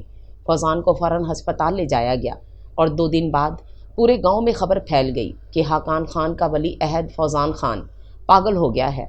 इस खबर ने हवेली के दरो दीवार को लर्जा दिया। हाकान खान में मैं आपके पाँव पड़ती हूँ, मेरे बेटे को बचा लें, नूरी की मिन्नतें कर लें, आपके जुर्म की सज़ा मेरे बेटे को ना दें, हमें रुकैया दे दें। डॉक्टर कहते हैं फौजान की दीवानगी अभी इब्तदाई मराहल में है, अगर हम कुछ कर लें तो ये मुकम्मल तौर पर तबाह होने से बच सकता है। अपने दिल को मोम कर लें, एक जागीरदार बनकर नहीं सोचिए। महविश बेगम की मिन्नतों और बेटे की दीवानगी ने हाकान खान को नूरी का दरवाज़ा खटखटाने पर मजबूर कर दिया था। देखो बेटी, अगर तुम चाहो तो हम साकिब से तुम्हें तलाक दिलवा सकते हैं। फौजान की हालत ने मुझे दहला दिया था, उसका कर्ब मेरे दिल में उतर रहा है, तो उसकी माँ का क्या हाल होगा? अगर तुम्हारे दिल में उसके लिए प्यार है तो कुछ भी मुश्किल नहीं। अम्मा आहिस्तगी से उससे कह रही थीं। नहीं अम्मा, बहुत मुश्किल है सब। साकिब मुझे बहुत चाहता है बचपन ही से। अब अगर मैं उससे धोखा करूँगी तो आपकी दीवानगी उसके अंदर भी पैदा हो जाएगी, वो भी सारी ज़िंदगी महरूम रहेगा आपकी तरह। और महरूमियाँ क्या हम गरीबों के मुकद्दर में लिख दी गई हैं? इन अमीरों को भी कुछ खसारे होने चाहिए ताकि इन्हें एहसास हो कि इनके अलावा बाकी लोग भी मोहब्बतों और ख्वाहिशों भरे दिल रखते हैं। और अगर अम्मा मैं फौजान खान से ब्याह कर लूँ तो ये तो बड़ी आम सी सतही सी कहानी होगी। एक माँ एक जागीरदार को फंसाने में नाकाम रही तो बेटी ने काम कर दिखाया और बिलाखर हवेली में जगह पा ही ली। क्या हमेशा की ग़ुलामी को हम अपना वतीरा बना लें? हमेशा से अपने दामन में खसारे और ज़िल्लत भरें और खानों की झोलियाँ कामयाबियों से भरती रहें? एहसास नाकामी इन्हें भी होना चाहिए। अब एक नई कहानी बनेगी लोगों के लिए, अफसाना हाकान का बेटा फौजान नूरी की बेटी के इश्क में पागल हो गया। क्या ट्रेजिडिक एंड है? रुकैया बेतासुर आवाज़ में कह रही थी और नूरी अपनी बेटी को आज ज़िंदगी में पहली दफ़ा ऐसे देख रही थी जैसे पहली बार देखा हो। मैंने हाकान खान से प्यार किया था रुकैया, आज भी अव्वल रोज़ की तरह करती हूँ और शायद दमे मर्ग तक करती ही रहूँगी। वो कितनी अजियत में होगा रुकैया, अपने बेटे की हालत पर रहम करो। बस अम्मा बस, आपने खुद ही तो कहा था सबकी किस्मत एक जैसी नहीं होती। मुझे यही करना था और यही होना था। साकिब 2 दिन बाद आ रहा है हमें लेने, इसे वहाँ कंपनी की तरफ से घर मिल गया है, हम सब वहाँ चले जाएंगे, हम वहाँ नई ज़िंदगी का आगाज़ करेंगे। अम्मा हैरत से अपनी बेटी को देख रही थीं, जिसे वो सिर्फ हकीकत पसंद बनाना चाहती थीं, मगर वो तो खुद अजियत की हद तक हकीकत पसंद निकली थी। और कमरे के दरवाजे के बाहर खड़े हाकान खान ने सब सुन लिया था। आज इन्हें बहुत अरसे बाद याद आया था कि नूरी इनकी खुशी को बहुत अहमियत देती थी। आज भी वो वैसी ही थी, बदला तो सिर्फ वक्त था, तकदीर थी और नूरी की बेटी रुकैया। इन्हें पता था कि नूरी की तरह इनकी मिन्नतें भी रुकैया के आगे बेकार जाएंगी, इसलिए वो इन्हीं कदमों से वापस लौट गए। कमरे से निकलती नूरी ने हाकान खान को बैरूनी दरवाजे से बाहर निकलते देख लिया था और आज इन्हें ज़िंदगी का आखिरी दौरा पड़ा था। दूसरे ही दिन रुकैया इस अस्पताल पहुंची जहां फौजान को ले जाया गया था। फौजान को अब हवेली पहुंचा दिया गया था। वो वहां डॉक्टर से मिली। देखिए मिस रुकैया, फ़िलहाल तो कोई सीरियस बात नहीं, वो अभी मुकम्मल तौर पर लाशऊर की दुनिया में नहीं गए। दरअसल वो ऐसे इंसान हैं जिनकी बचपन ही से हर ख्वाहिश, हर आरज़ू पूरी की गई, तो अब जिस चीज़ को उन्होंने पूरी शिद्दत से चाहा है वो नहीं मिली तो वक्ती तौर पर उन पर जुनून तारी हो गया है। मुझे यकीन है अगर इनकी ख्वाहिश पूरी हो जाए तो वो मुकम्मल तौर पर नॉर्मल ज़िंदगी गुजार सकेंगे, और अगर खुदा न खास्ता ख्वाहिश पूरी नहीं होती तो कुछ अरसा वो मुकम्मल तौर पर होशो खर्च से बेगाना हो सकते हैं। दरअसल ये कोई नफ्सियाती मसला नहीं बल्कि इंतहा को पहुंचा हुआ जुनून और पागलपन है, किसी ऐसी चीज़ के लिए जो मिल जाए तो ये सब ख़त्म हो जाए। डॉक्टर की बात सुनकर रुकैया का दिल जलजले की जद में था। उसी शाम को वो शानों की हमरा लंबा सा बुर्का ओढ़कर एक अजनबी की तरह हवेली गई। वो लाहौर जाने से पहले एक दफ़ा फौजान को देखना चाहती थी। फौजान सामने ही लॉन में बैठा था, अपने इर्द गिर्द ढेरों कागज़ बिखेरे जिन पर जा बजा रुकैया का नाम लिखा था। ज़ारा पास बैठी रो रही थी। شاید اسے تازہ ہوا کے لیے کمرے سے نکالا گیا تھا۔ شکن زدہ لباس، بکھرے بال، اپنے آپ سے بے خبر، آنکھوں کے گرد گہرے سیاہ حلقے، بڑھی ہوئی شیپ، نگاہوں میں ناچتی دیوانگی اور وحشت، جیسے کسی کو دیوانہ وار ڈھونڈ رہی ہو۔ یہ وہ ہنستا بولتا فوزان خان تو نہیں تھا۔ میں تمہیں اپنے لیے خوار ہوتا دیکھنا چاہتی تھی فوزان خان، مگر باخدا ایسے نہیں، ایسے نہیں۔ رقیہ کا دل ماتم کنا تھا، اسے اپنے دل پر آرے چلتے محسوس ہو رہے تھے۔ فوزان خان کے دل کو قابو کرتے کرتے کب اس کا اپنا دل مکمل طور پر اس کا اسیر ہو گیا تھا، اسے خبر نہ ہوئی تھی۔ کیسے گزرے گی فوزان ہم دونوں کی زندگیاں، وہ سسکتے ہوئے سوچ رہی تھی۔ نقاب کی اوٹ میں اس کا سارا چہرہ آنسوؤں سے تر تھا۔ شانو جس کسی کام سے حویلی کے اندر چلی گئی تھی، وہ اس کا انتظار کیے بغیر لڑکھڑاتے قدموں سے گیٹ سے باہر نکل گئی، اور وہ پوری رات اس نے فوزان خان کو سوچتے ہوئے گزاری تھی۔ نماز فجر کے بعد اس نے تڑپ تڑپ کر خدا سے سکون کی دعا کی، مگر اسے یقین تھا نہ جانے کیوں وہ ہمیشہ ایسے ہی بے سکون رہے گی۔ جو بے سکونیاں وہ فوزان کے دامن میں بھرنا چاہتی تھی، وہ تو ہوش و خرد سے بیگانہ ہو کر اسی دلسم سے بے نیاز ہو جائے گا، جبکہ وہ خود ہوش و حواس میں رہتے ہوئے بے سکون، مضطرب اور احساس جرم میں مبتلا رہے گی۔ اور یہ سب اس نے خود اپنے ہاتھوں اپنے دامن میں بھرا تھا۔ وہ کسی سے کوئی شکوہ بھی نہیں کر سکتی تھی۔ صبح کی کرنیں پھیلنے لگی تھیں۔ تھوڑی دیر بعد ثاقب نے آ جانا تھا اور آج انہیں جانا تھا۔ ناشتہ بنا کر اماں اور ماسی کو دینے کے بعد وہ جانے کی تیاریاں کرنے لگی۔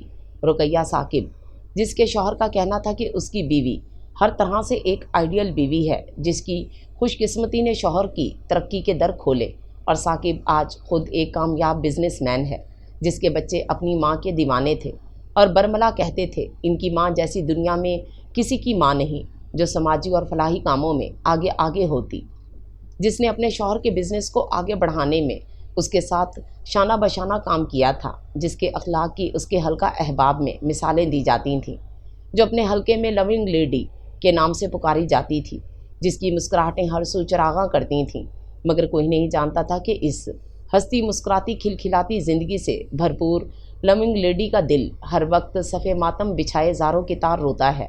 2 دفعہ ہارٹ اٹیک سے نبرد آزما ہونے کے بعد آخری بار کبھی بھی اچانک ہونے پر زندگی سے رابطہ توڑنے والی ہے، جس کے دل کی رگ رگ ہر دم پکارتی ہے، یہ جو عشق ہے نا،